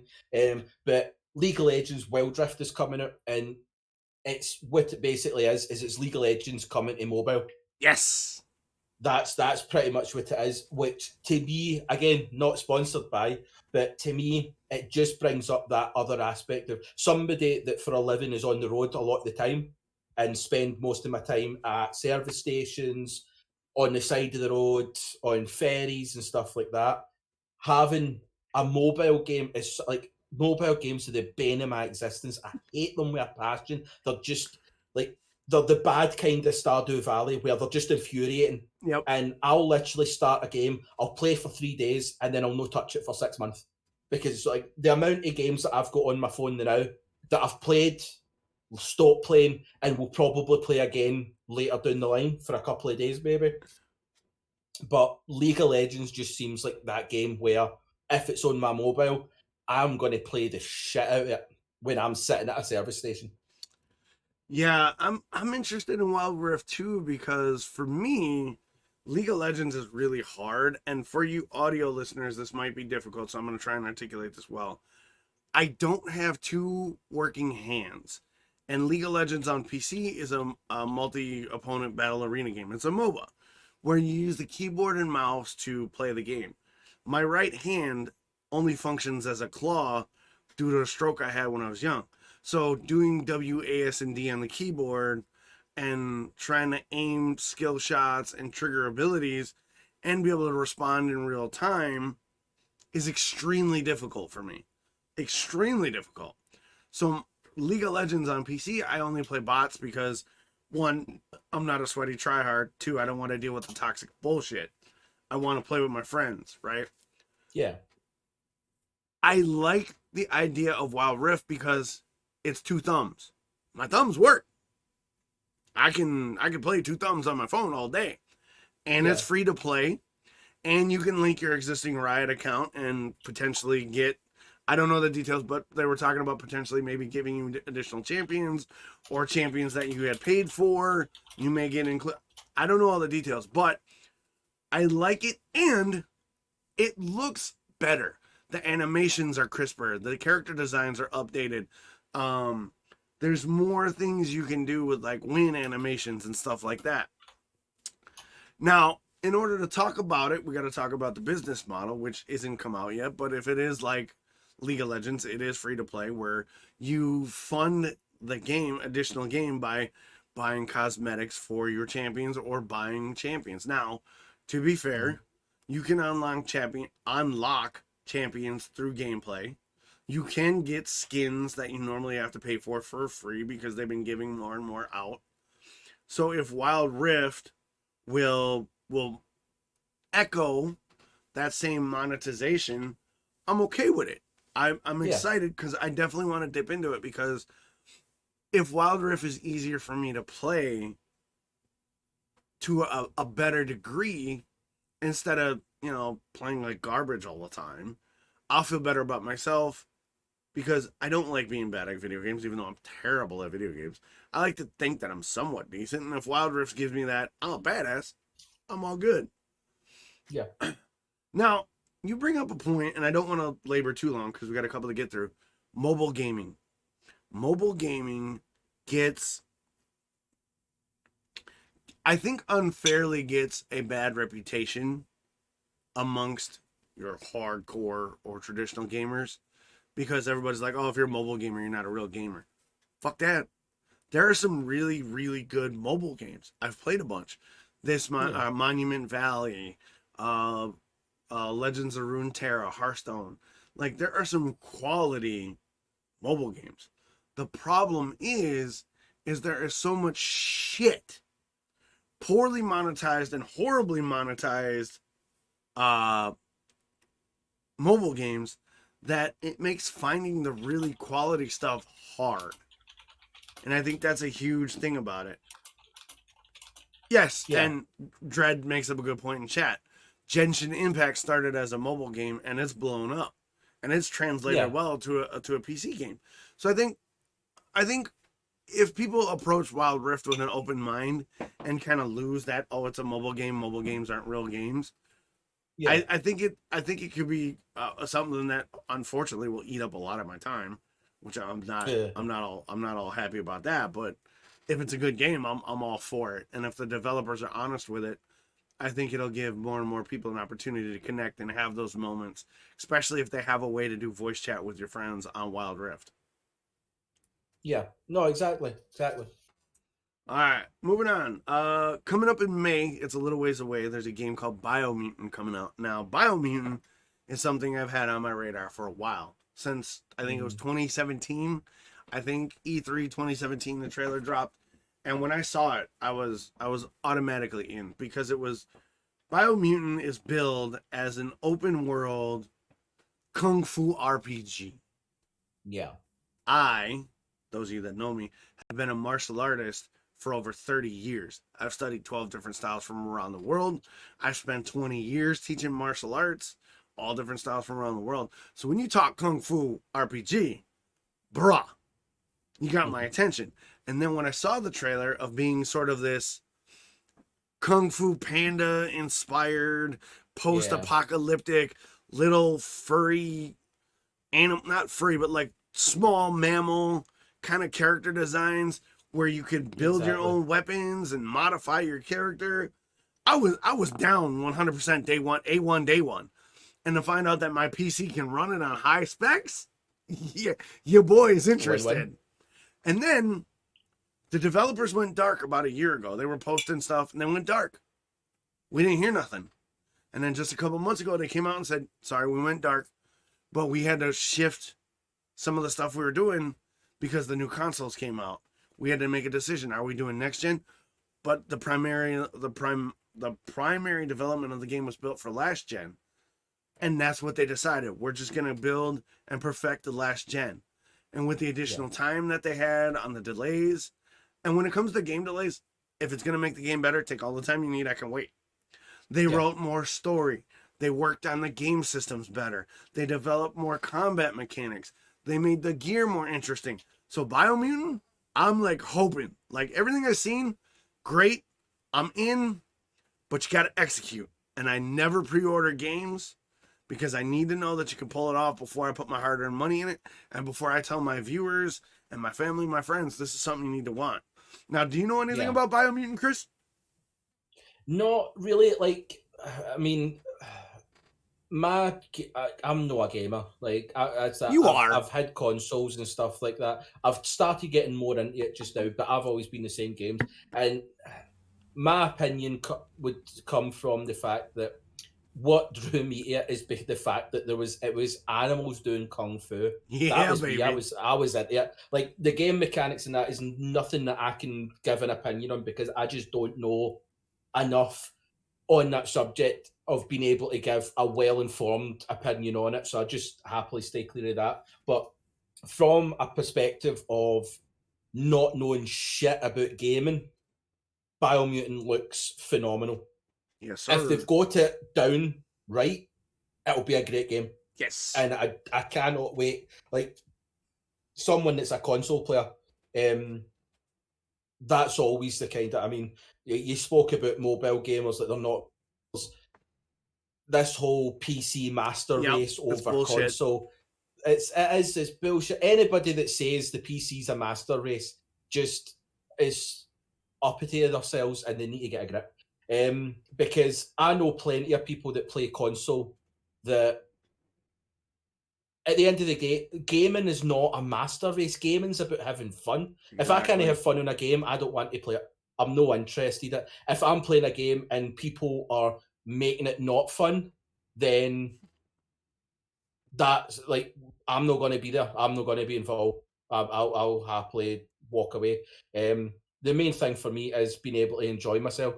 And Biomutant looks like it's going to give everything that I want from a game like that, especially the open world RPG. Yeah, I agree. And one of the things the game developers had said was they instead of making this sprawling massive world, it's like 8 square, the game world is like 8 square kilometers, which is, it's definitely a more condensed open world.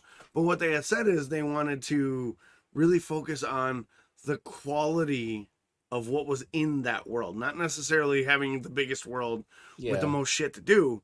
They wanted what you did to mean something, to be interesting, to keep you into wanting to push forward.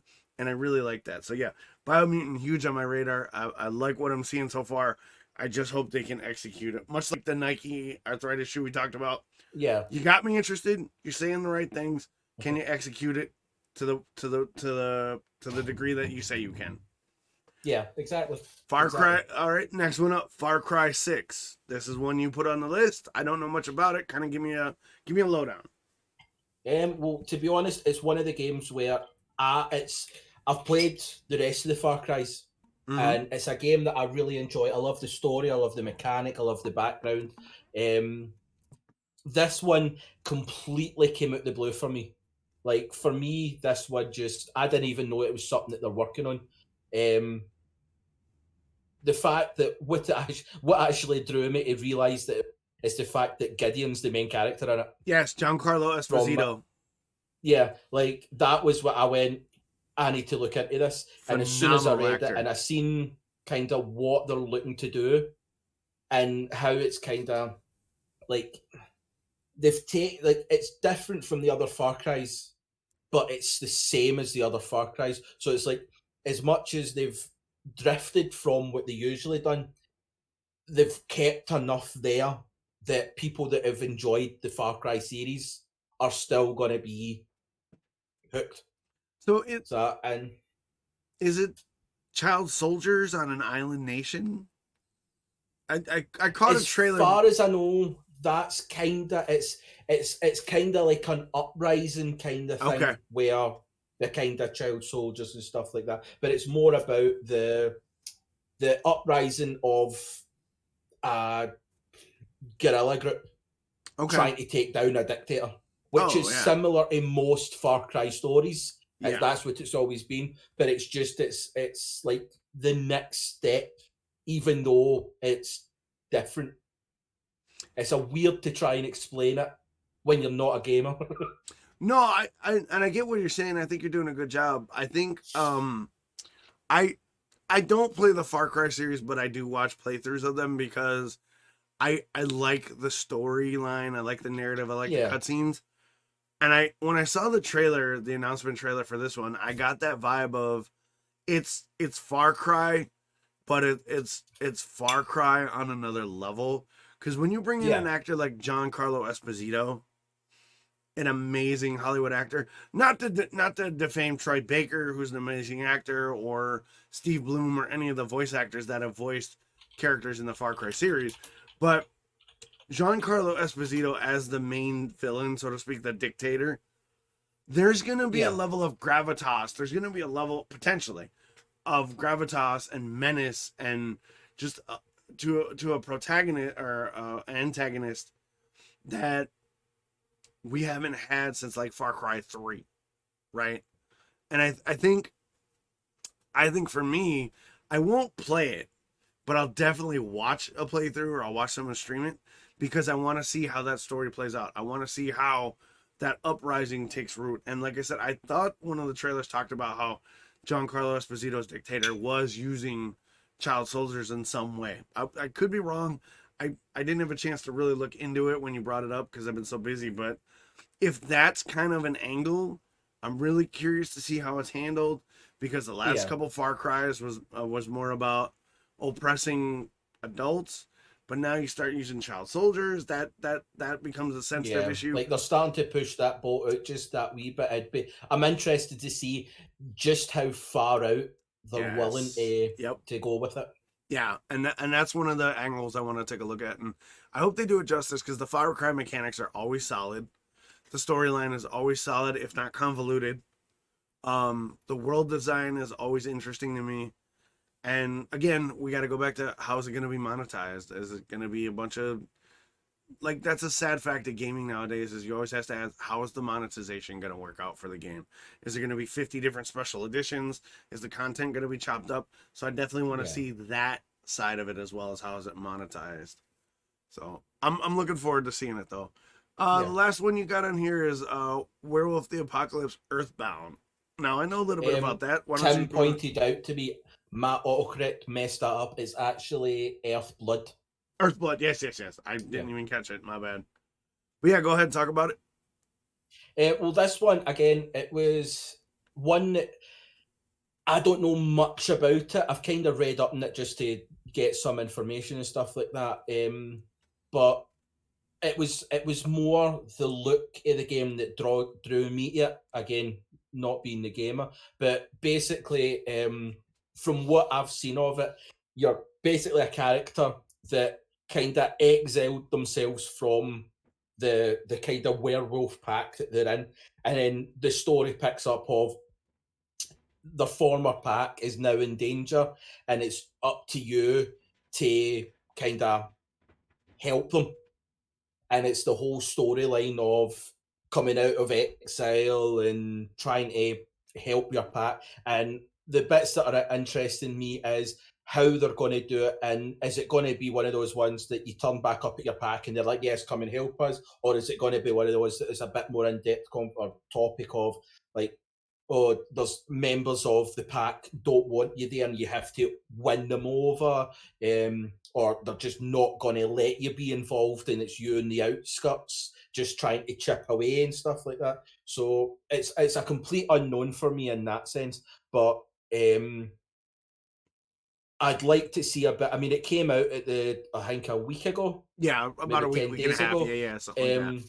So I've not had a chance to kind of see gameplay and stuff like that as of yet, but it was just one of the games that just it drew my attention, and I'm definitely going to look a wee bit more into it and see some gameplay and perhaps purchase it myself to give it that once over.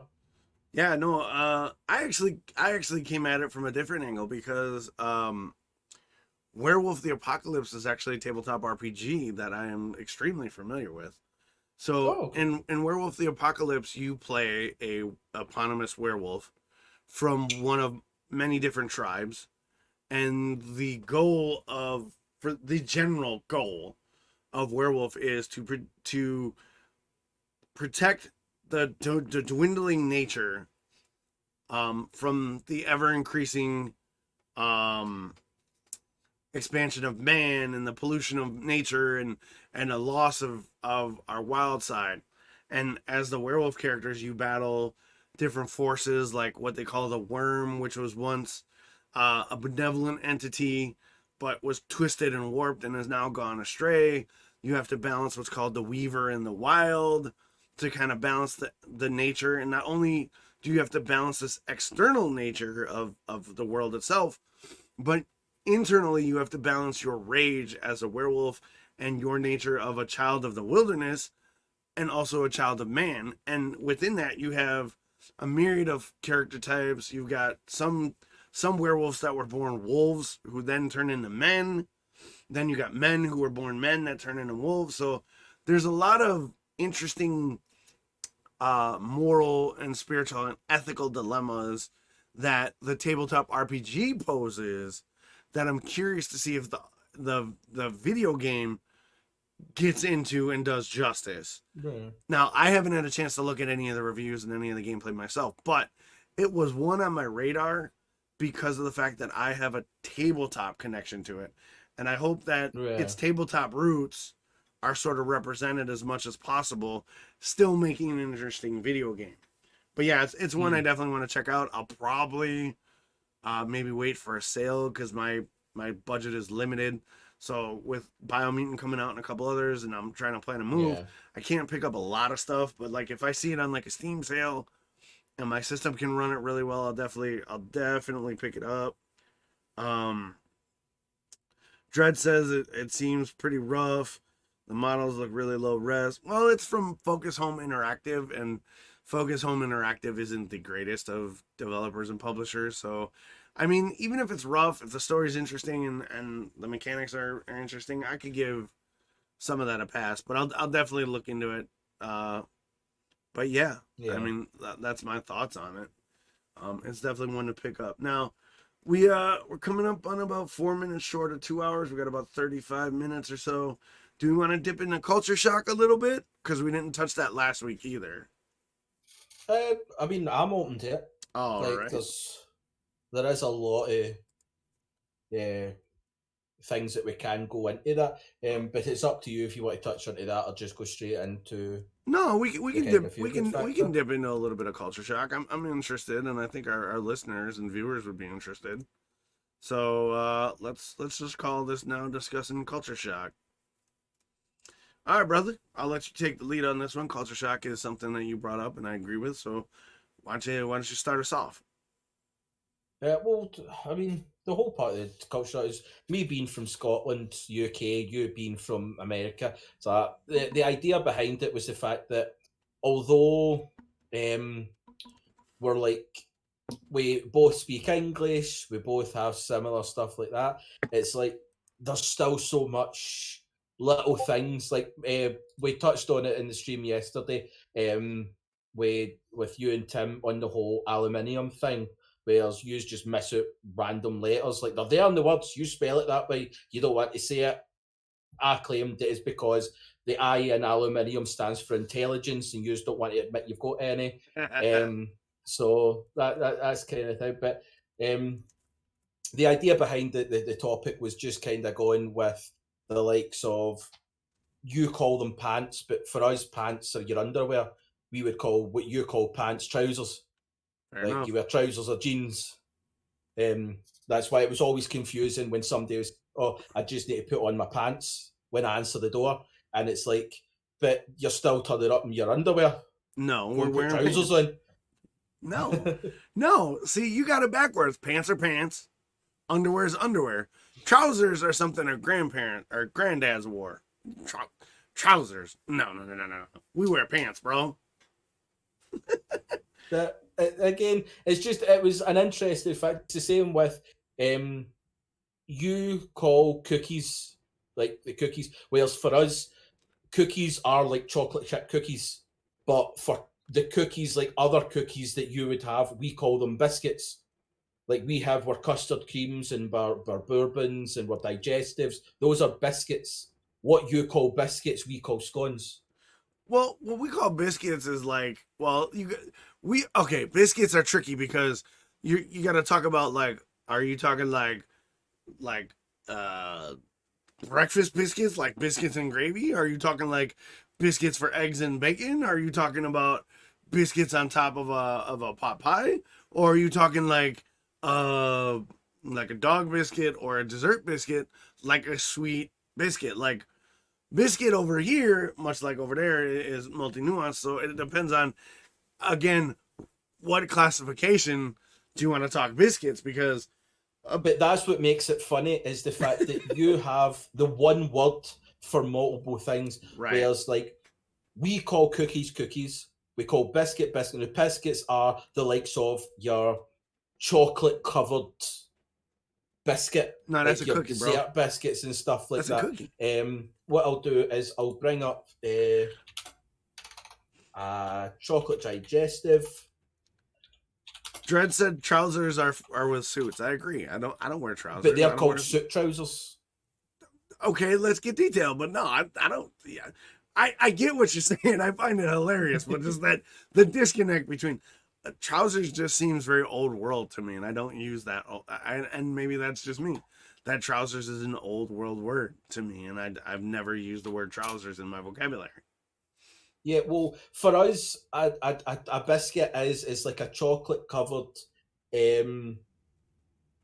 like it's hard to describe what we would think it is because it's normally wheat and oats and all that crushed in, and then you put a layer of chocolate on it. Yeah. Or like Kit Kats, they're biscuits, they're chocolate biscuits. No, they're a candy bar.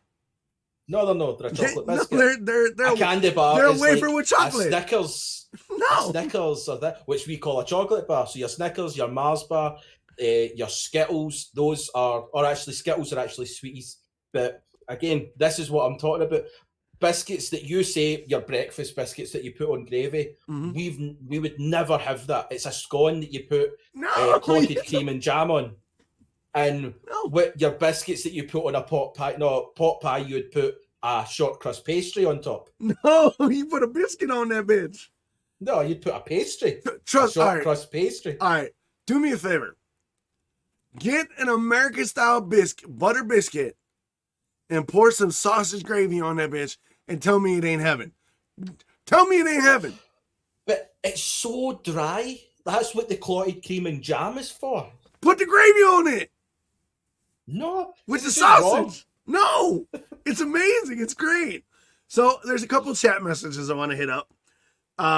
Tim says, so our dress pants lingerie. But dress pants, is that not what we would call like suit pants or suit trousers? Okay. And Right, then so like if you were wearing a suit, or if you were kind of wearing like a suit, tuxedo, formal wear, it would be your suit trousers. Okay. If you were wearing jeans are just jeans. That's it. If I'm wearing like my jogging bottoms or my sweatpants, they're just trousers as well, or joggies. So it's like trousers is the kind of generalized word of the long pantaloons that Okay. you would put on your legs. But you have like your suit trousers, your jeans. What's Well- a chicken biscuit? okay, a chicken biscuit. I don't even know what a chicken biscuit is. I was trying not to spit my beer because Chad's lighting it up. For those of you that are listening via the audio podcast, the chat we have streamed on What Twitch. the fuck is that monstrosity? It's a cracker flavored like chicken. That's a chicken that's not biscuit. what's came up in Google. Google has not gave me that option, by the way. A chicken biscuit. Like, I'm is a seeing cracker. a fried bit of chicken inside a scone with a pickle. That is what I'm seeing on. No, it's a long rectangular cracker flavored with chicken, like chicken. Okay. Or That's- maybe Dredd does mean chicken in a biscuit. No, Chris has it. What were you looking at? I've looked up chicken biscuit, and it's basically like a fried chicken fillet on a scone. Oh yeah, all day, all day. That chicken biscuit is fire. Put bacon on that with some cheese. Oh, you're gonna love yourself in the morning. Chicken But biscuits. what's wrong with just putting it on a roll? Put on a bit of bread. Why would you have to bring a scone in? Because it's a biscuit, bro. It's buttery. It's flaky. It's delicious. Yeah, but a buttery flaky. Use a bit of pastry. No, you want a biscuit, bro. It's because I'm, That must be dry as hell. No, Like, okay. that must be like eating the Sahara Desert. no, flavored like it's chicken. not because the way you make a biscuit, like, in the sense of a chicken biscuit, is it is a crumbly buttery, salty, doughy kind of almost like a soft bread, but not a bread. It's a buttery, creamy, crumbly thing, and then you slap a fucking fried chicken in the middle. Oh, dog. Trust me. All right, let me put it to you this way. When I make it across the pond, when the vid is gone, and I can travel, I will make you the most fire chicken in a biscuit. When I leave, you're gonna be like, they got it right. It's chicken in a biscuit. Oh, that's the deal. But see, when you're over here, I'll make you a proper scone, because your proper scones, you can have all different kind of fillings in it. Even the scone itself, you can put cranberries through it, you can put cherries through it, you can put blueberries through it. It's not for chicken.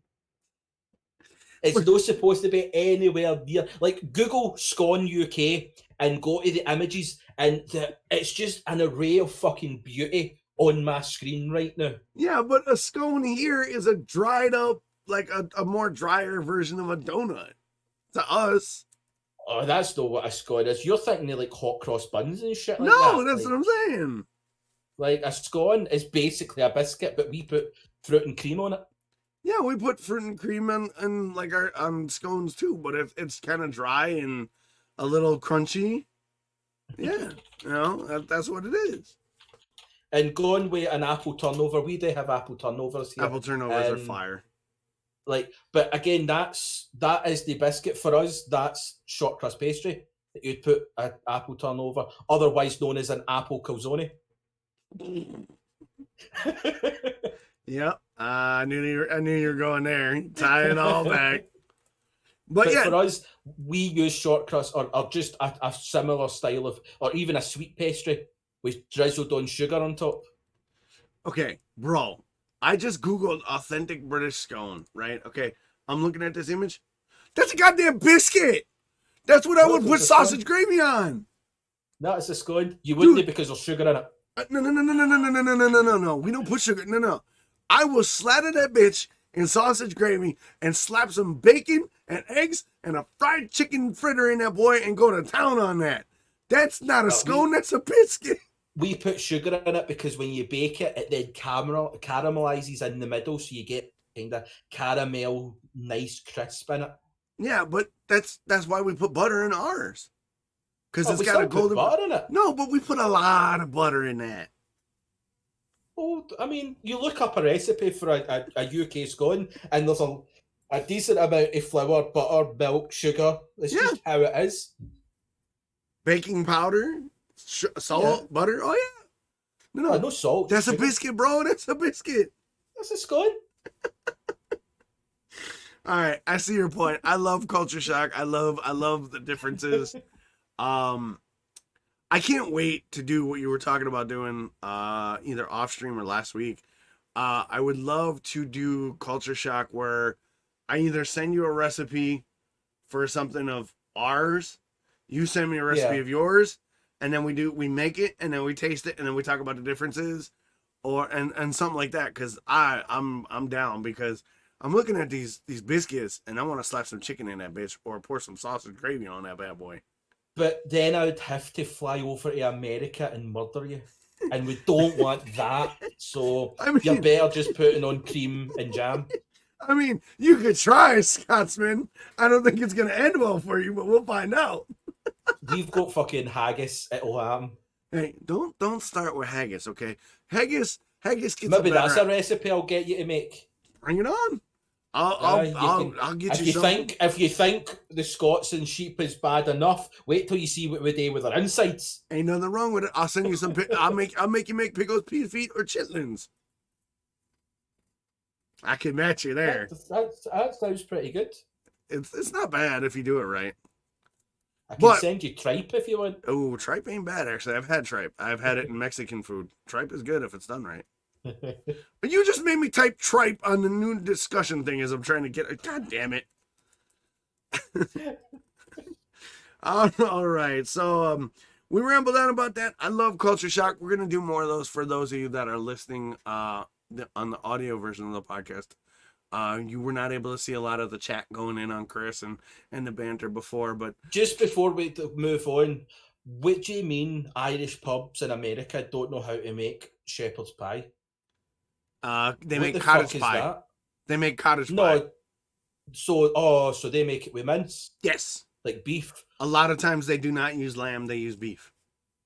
and they call it shepherd's pie? Yep.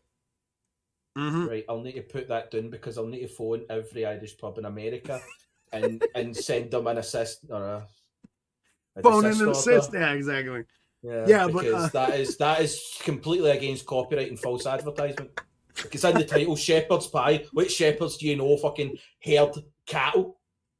Those are ranchers, not shepherds. Yeah, and they put cheese on it too. Oh, right, let's move on for this because I'll watch. Let it out. We can go along. Let it out. Let it out. Fucking cheese on a cottage, or even a cottage pie. Like, that's not how you fucking... Gravy, mince, peas and carrots. What about Totty on top. That's a cottage pie. Use lamb if you want, or shepherd's pie. That's it. You don't add anything fucking else. If you add anything else, you deserve to wear the fucking pie. I'm not having that. I know. I agree. When I go to a restaurant and I see shepherd's pie, I'm like, that's cottage pie. And you know what's hilarious? If you ask the waiters or you ask the chef, that's how they were taught. And a lot of the Irish pubs over here say authentic, and I'm like, you need to change your menu. And they're like, well, no, that's shepherd's pie. I'm like, no, it's not. That's cottage pie with cheese. And they're like, well, authentic Irish food. What part of fucking Ireland did they fake California? Fucking hell. I cannot tell you the time. Like, we have an Irish pub here in town, and it's phenomenal. But that's not shepherd's pie they're serving. And I think they did eventually change the name to cottage pie. Don't quote me. I'll have to check afterwards and let you know. But yeah, like, it's ridiculous. It's such a simple thing. Cottage to shepherds. Like, it's not as if, like, you're saying, don't, like, Irish people eat cottage pie as well. We all eat beef and lamb. It's how it is, but don't pass it off as such. That's like me turning around and going, like, I have made this chicken pot pie, but I'm going to call it chicken lasagna. Like, no. You're not wrong. You're not wrong. All right.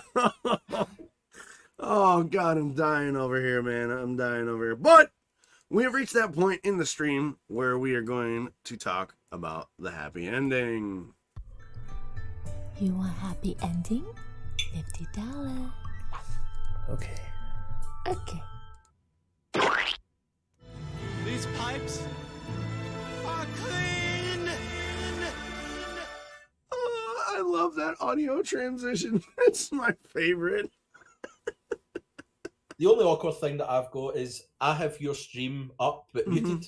So I hear none of this. I just sit there and hope that you're going to turn around and say, right, we're back. Yeah, exactly. That's why I try to make a comment, because I know you get the stream muted. So, for those of you that are new to the podcast, or those of you that are listening live, we like to end our podcast on what we call the happy ending. Happy ending is basically where we talk about a couple brief, good feeling stories from around the world, whatever we collect. Just kind of to spread a lot of good news and kind of leave you on a high note. Yeah, we get into a little bit of a debate about it, but in the end, it's a feel good story, and end the podcast, because there's so many negative stories, negative headlines out there, that we feel that it's important to end on something that spreads a little bit of cheer, maybe brings a little light into the world. So, Chris, if you want to lead off the happy ending, we'll hit up yours, because I think yours is a little more. I think yours is a little more important than mine, but I like where yours was, and I want to touch on it. Any happy story is important, right? Especially in the world that we're in now. I agree, but I think yours has a little bit more.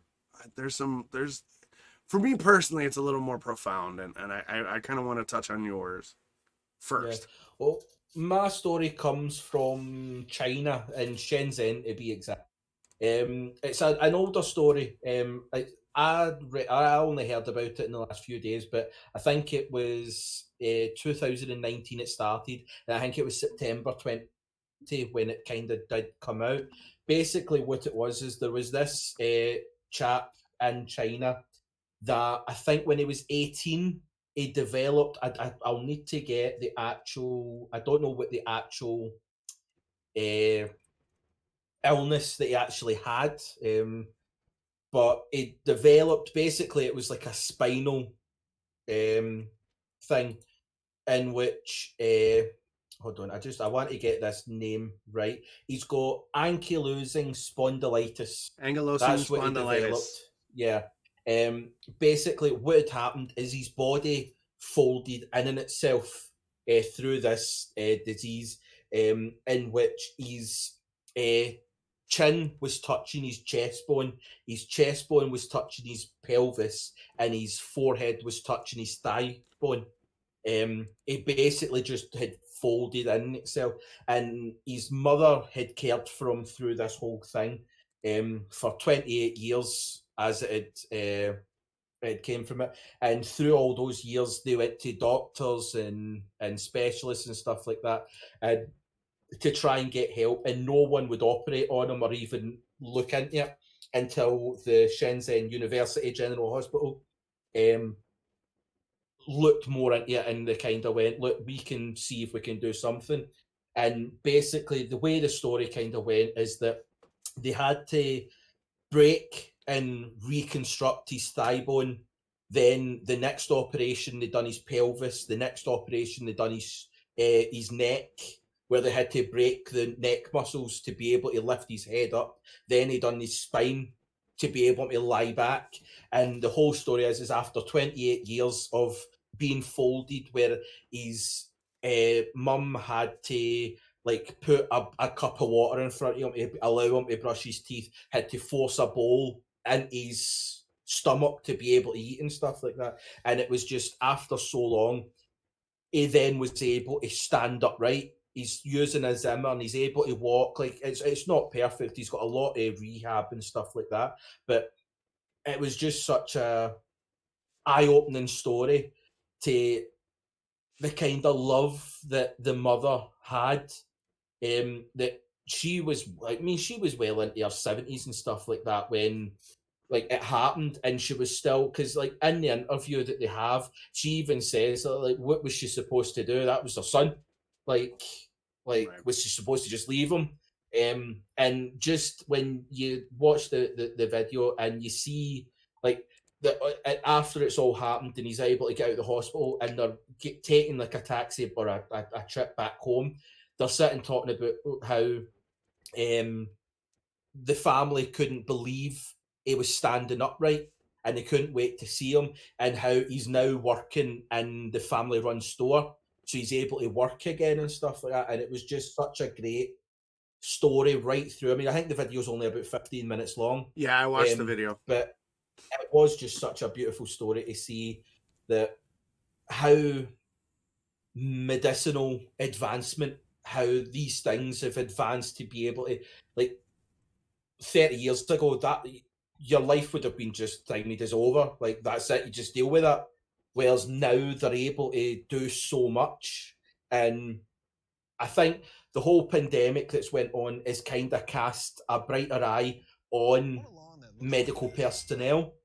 And I think it is a kind of job that doesn't, as much as it does get its thank yous, it's really not talked about enough of the medical marvels and these people that put their like this doctor spent 2 months coming up with a plan to help this guy, and you're like,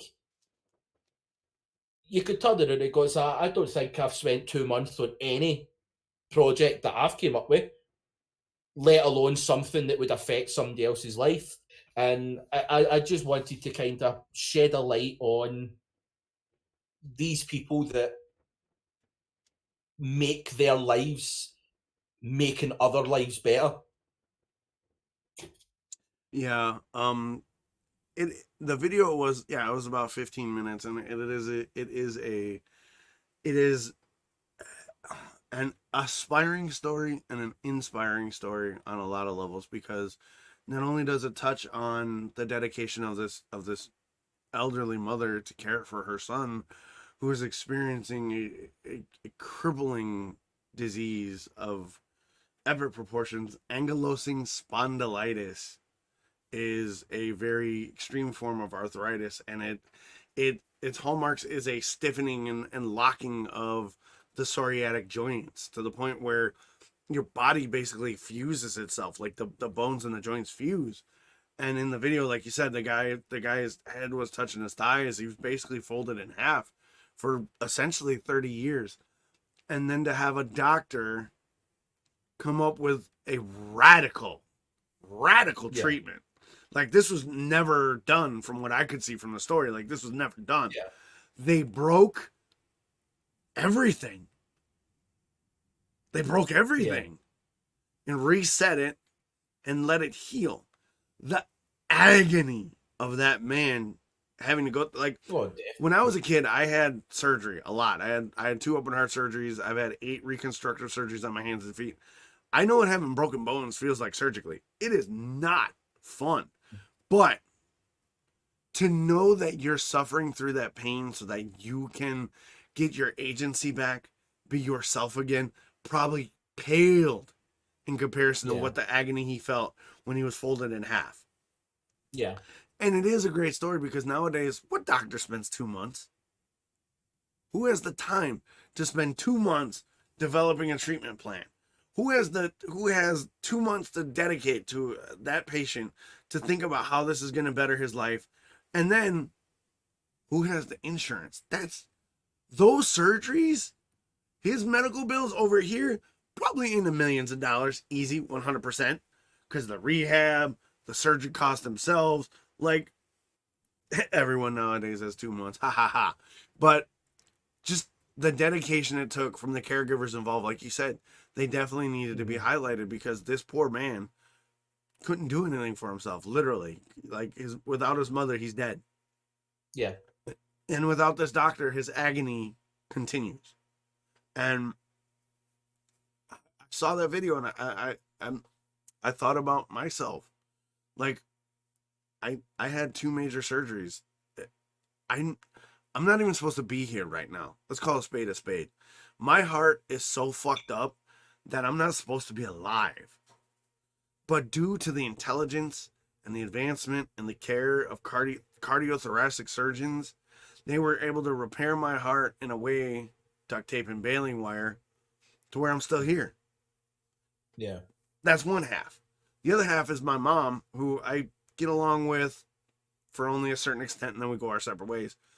She had the guts to love me, but also push me enough to grow past my troubles. Plus, I've also had my feet broken 4 times and bones reset, so it hit me in a way that I don't think it would hit like your average person, because I can empathize with the man of going through that pain and that struggle of surgery and recovery and wanting your life better. And I can relate, because I've seen my own mother make sacrifices to make sure I lived, to make sure my quality of life was as good as it is. And I have major trials coming up. I need a 3rd open heart surgery, or I'm dead. I'm gonna have to have hip surgery to repair a hip that's being eaten away. So to highlight caregivers who sacrifice and medical doctors who go above and beyond to prioritize somebody's quality of life, it's rarer now than it should be, and it doesn't nearly get the shine that it should. And no, agreed. And I just think it's amazing, man. I think everybody should watch that video. I think everybody should take a moment to look at themselves and think about where they would have been if their mom or their dad, if they had a good mom and dad, obviously, if they had a decent, somebody decent. I was saying more think about the caregivers and the guardians put you to where you are or anything like that. The ones that took the time to kind of pick you up when you'd fell, put a plaster on your leg when you'd fell down and stuff like that.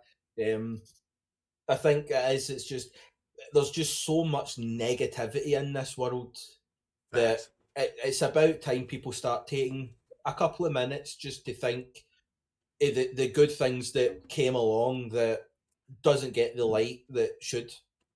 Yeah, I 100% agree, and I think it was a great story, and like you said, it was one that needed to be, you know, kind of broadcast out there, because ankylosing spondylitis is just brutal.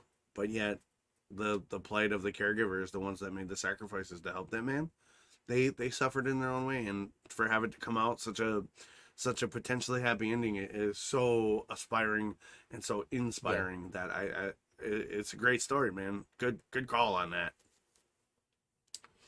All right, my happy ending is similar but in a different vein. Now, me personally, I love animals. I'm a huge animal guy. I wanted to be a zoologist. I wanted to be a zookeeper. I wanted to be out in the wild doing conservation, but my hand I dealt, not that one. But one of the things near and dear to my heart is animal conservation. And I posted an article about 0 rhinos poached in 2020. Now, everybody knows the plight of the rhino. If you don't, Google it. Rhinos are a very endangered animal. They're traded worldwide on the black market for their horn, their hooves, body parts. Certain Eastern medicine believe that if you ingest certain parts of a rhino, you can get vigor and vitality, and all just they're parted out. Basically, they're a commodity, much like elephants are. And when I read the article that stated that 0 rhinos had been poached this year in Kenya specifically, because it centers on the Kenyan reserves, it's been the first time since, I believe the article said 1990 or 1998, 1999 or 8, somewhere around there. That's amazing. For the first year, no rhinos have been poached. Now, part of that, the article goes on to explain that COVID, or the vid or virus, whatever you want to call it, kind of with the lockdown measures and whatnot, played a role in that. But the article also highlighted that better conservation and better policing practices played a major role as well. And that speaks to all the good work that's being done. Now, you can have your druthers about wildlife reserves and zoos. They do a lot of good. Without wildlife preserves and some really high-end zoos, I'm not talking like the shitty, like, you know what I mean? I'm talking about the real good conservation centers. We wouldn't have rhinos. We wouldn't have these animals to marvel at. We wouldn't have these things in our world. And the article also mentioned that due to the lack of rhino poaching, elephants have gotten a major reprieve as well, so that their population numbers are they're seeing trends on the come up due to the fact that these policing measures and the better education and the fact that the COVID lockdowns have given these animals at least the sliver of a fighting chance. And I think anytime you hear a story about an endangered species, because the human race has basically made extinct 90% of the wildlife on our planet. And the fact that there's a story about a few of those having a year where they didn't have to worry about being killed for parts or to be made into luxury goods, God, that made me smile, man, because it shows that if there's a dedicated population and an understanding of these creatures are I'm gonna say something here that people might not agree with. Animals are just as important as we are. Without them, we're fucked. Oh, the ecosystem, animals are more important than humans. Humans are the only species that genuinely actually don't give anything to the eco. Like, the world can live without humans. 100%. But it cannot live without animals. Oh, yeah. Tim just shared another cool story about an elephant stepping on a landmine and getting a prosthetic leg. I didn't see that, but I definitely want to read it later. Anyway, I But, didn't mean to interrupt. Go ahead. No, well, I was just going to touch on a few facts from your topic on the kind of like the Kenyan Wildlife Service. First time in 21 years that they've made a zero poaching of rhinos. What they do say is between them and the elephants, poaching of the two species hit peak in 2012, 2013. So since 2013, elephant deaths have plummeted by 97%. In Yeah. which nationwide 11 elephants were killed in 2020. It's the lowest ever in the KWS history. 80% of all African rhinos are in South Africa, and they've also announced that there's been a 33% drop in the number of rhinos poached in the world famous Kruger National Park. 2020 was the 6th year in a row in which rhino poaching incidents fell there. They've plummeted by 60% since 2017. So it's not just a Kenyan thing. Like Right. across the board, Yeah. elephants and rhinos in Africa basically are being less and less. And it is like you can turn around and say that COVID plays a part in the travel bans and stuff like that in 2020. But to be able to turn around and say that in the last 6 years numbers have fell, it shows that there is things in place that are doing what you want it to do. COVID helped, but you look at other aspects in that, like when Europe went into the first lockdown, Italy was the first country that done it. They went into a full scale. The north of Italy were not allowed to leave their house. And for the first time in decades, pink dolphins were found in the canals of Venice. I saw that. It was an evidence to show that Mother Nature can heal itself if human beings fuck off. Yeah. It's the biggest evidence to prove that human beings are the sole perpetrator in destroying the globe. And until people start to think about that, it's going to continue. Like, I know there's people that have put in place like renewable energy and this and that, but if you ever needed a bigger result of evidence to show that human beings are bastards, take the COVID pandemic. Right. Because animals will fucking, like, they'll take over. Like, Yeah, it's like, nature it's will that overcome. whole thing. The people seem to forget that technically humans are in the kind of the cycle, the kind of food chain. What pisses humans off if we're not at the top? Because people always like, you can kill lions, you can kill things. You go into the lions without the gun. Yeah, right. Make it a fair fight. See who comes out on top. The only reason animals are less on these scales is because you're walking in with fucking grenades and bazookas and landmines and shit like that. You go in a fair fight with a lion, or even a fucking seagull could fucking take your eyes out. Like, we are. It's sad, and it's probably another statement that might annoy people, but it's I can't think yet against it. It's humans are the most useless species on the planet. You're not like we're useless in the grand scheme. We can make CDs, we can make music, we can draw a good picture, but in the nature and the ecosystem, we're pointless. We're not needed. Yep. Like, there's plenty of other things in front of us. Yeah, you're not wrong. Like, I totally agree. Like, when the dolphins return to the canals in Venice, it's a sign that we're doing something wrong. And as you were talking about humans and how we need to change, there is a ecological philosophy that I just found out about, and I'm gonna misquote it. It's like the one environment philosophy or whatever, or the one heart philosophy. Basically, it states that for the betterment of the world, humans need to start considering their impact, not just from a human perspective, but also from an animal perspective and an industry perspective. And if those don't overlap for the benefit of our environment and our ecosystem and our overall planet health, we need to make changes so that it does. Because if we continue on the path we're doing, we aren't going to be here. Yeah.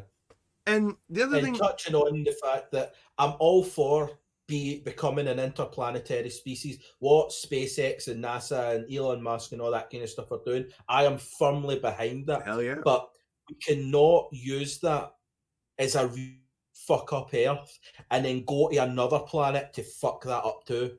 We need to remember that this is number one. Yep. We need to fix here. Now, scientists have said 20 years ago, we bypassed the point of no return. Yeah. We fucked up too much. But that's not to say, like, if that's true, that we fucked up, we're no going back, what is the point in doing anything? If man is going to come to an end, why are we still doing shit?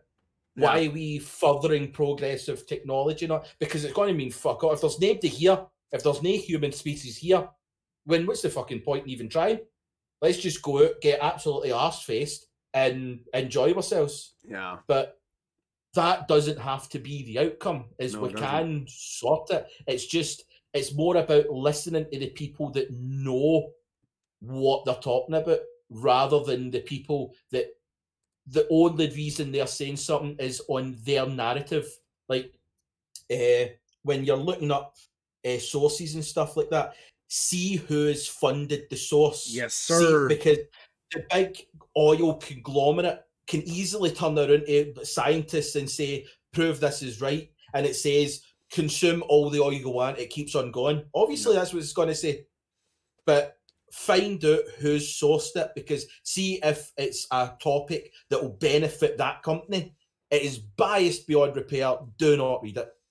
Yeah, and you touched on a good point, and I think we'll wrap it up here real quick. The science of conservation has been attacked on all sides. It says, "Oh, if you, why are we taking huge swaths of land away? Why are we caging these animals up? Blah blah blah blah blah. Why are we doing this?" This article right here states, with good conservation techniques, quality policing, these animals that were on the brink of destruction they're on a reprieve. Yeah, like that's a huge marker that the science of conservation and the fact that taking care of an environment and our ecosystem and the animals, and even the bugs, are all important factors in a healthy ecosystem. And far too long, humans have removed themselves from that ecosystem. And I think with an article like this that says, yeah, when humans don't fuck around and animals are left to do animal shit, animals will make a comeback. But we got to have the knowledge and the wherewithal to make sure that they got the space and they're protected from the assholes who want to do them harm, because in the end, it's going to fuck us even faster than we're, fucking ourselves. Yeah, 100% agree. I don't know, man. But hey, I want to kind of bring it to a close, and at the end of the close, we'll say who we are, where you can find us, what we do. I want to thank you guys that are hanging out in the stream, chatting with us. I want to thank you guys who have shared your opinions and all the support you've given us since we launched this show. I want to thank all the audio listeners who have looked into the podcast. We appreciate your support. Chris, tell them who you are, where to find you, how they can get in touch to kind of give you, maybe an idea for a story or maybe a topic, if they want to reach out to you. Yeah, well, as I'm Chris, the best place to catch me is on Twitter. They like to say Instagram and Facebook. I rarely use it. It's there, but I do not go on. Yeah, I'm not a social media person. Be it on Twitter, or the Dox's Discord or other Discords roundabout. That's really the best place. I'm hoping to be able to stream on Twitch soon. The PC that I've got just does not want to run that if I'm running other things. So at the moment, I'm just going to host the podcast. Yeah, Twitter's the best place if you've got any kind of topics that you think might be an interesting. Yeah, or to share thoughts and stuff like that. Hit me up on there. You'll be able to find kind of links to them. Yeah, we got links in the video descriptions places. And on the podcast. Yeah. So, hey man, another good show, Chris. I appreciate you being here. I am Dox Ryan. You can find me most nights on Twitch. at Docs Ryan on this channel here. For those of you that are listening on audio, you can reach out to me on Twitter at Docs Ryan. You can catch me on Twitch at Docs Ryan. Give us your thoughts, give us your feedback. Let us know what you think. If you want to be a part of the show's conversation, join us live. This podcast is going to stream every Monday night and some occasional Sunday afternoons to accommodate guests from across the pond, so we'll notify you of that. But the best way to reach out to me is via Twitter. I'd love to hear your feedback. I'd love to hear your thoughts. Let us know if you have happy ending stories, especially that you want us to talk about. Because we're two guys, and then Tim, who's like the mod, who's been crushing it. Tim, you're amazing. Thank you so much. You're Johnny on the spot tonight. I can't thank you enough, man. You really you took a lot off our plates and allowed us to focus on the conversation. So thank you, Tim. But yeah, get at me, get at Chris. Hit us up on Twitter. Check out the podcast on all podcast platforms.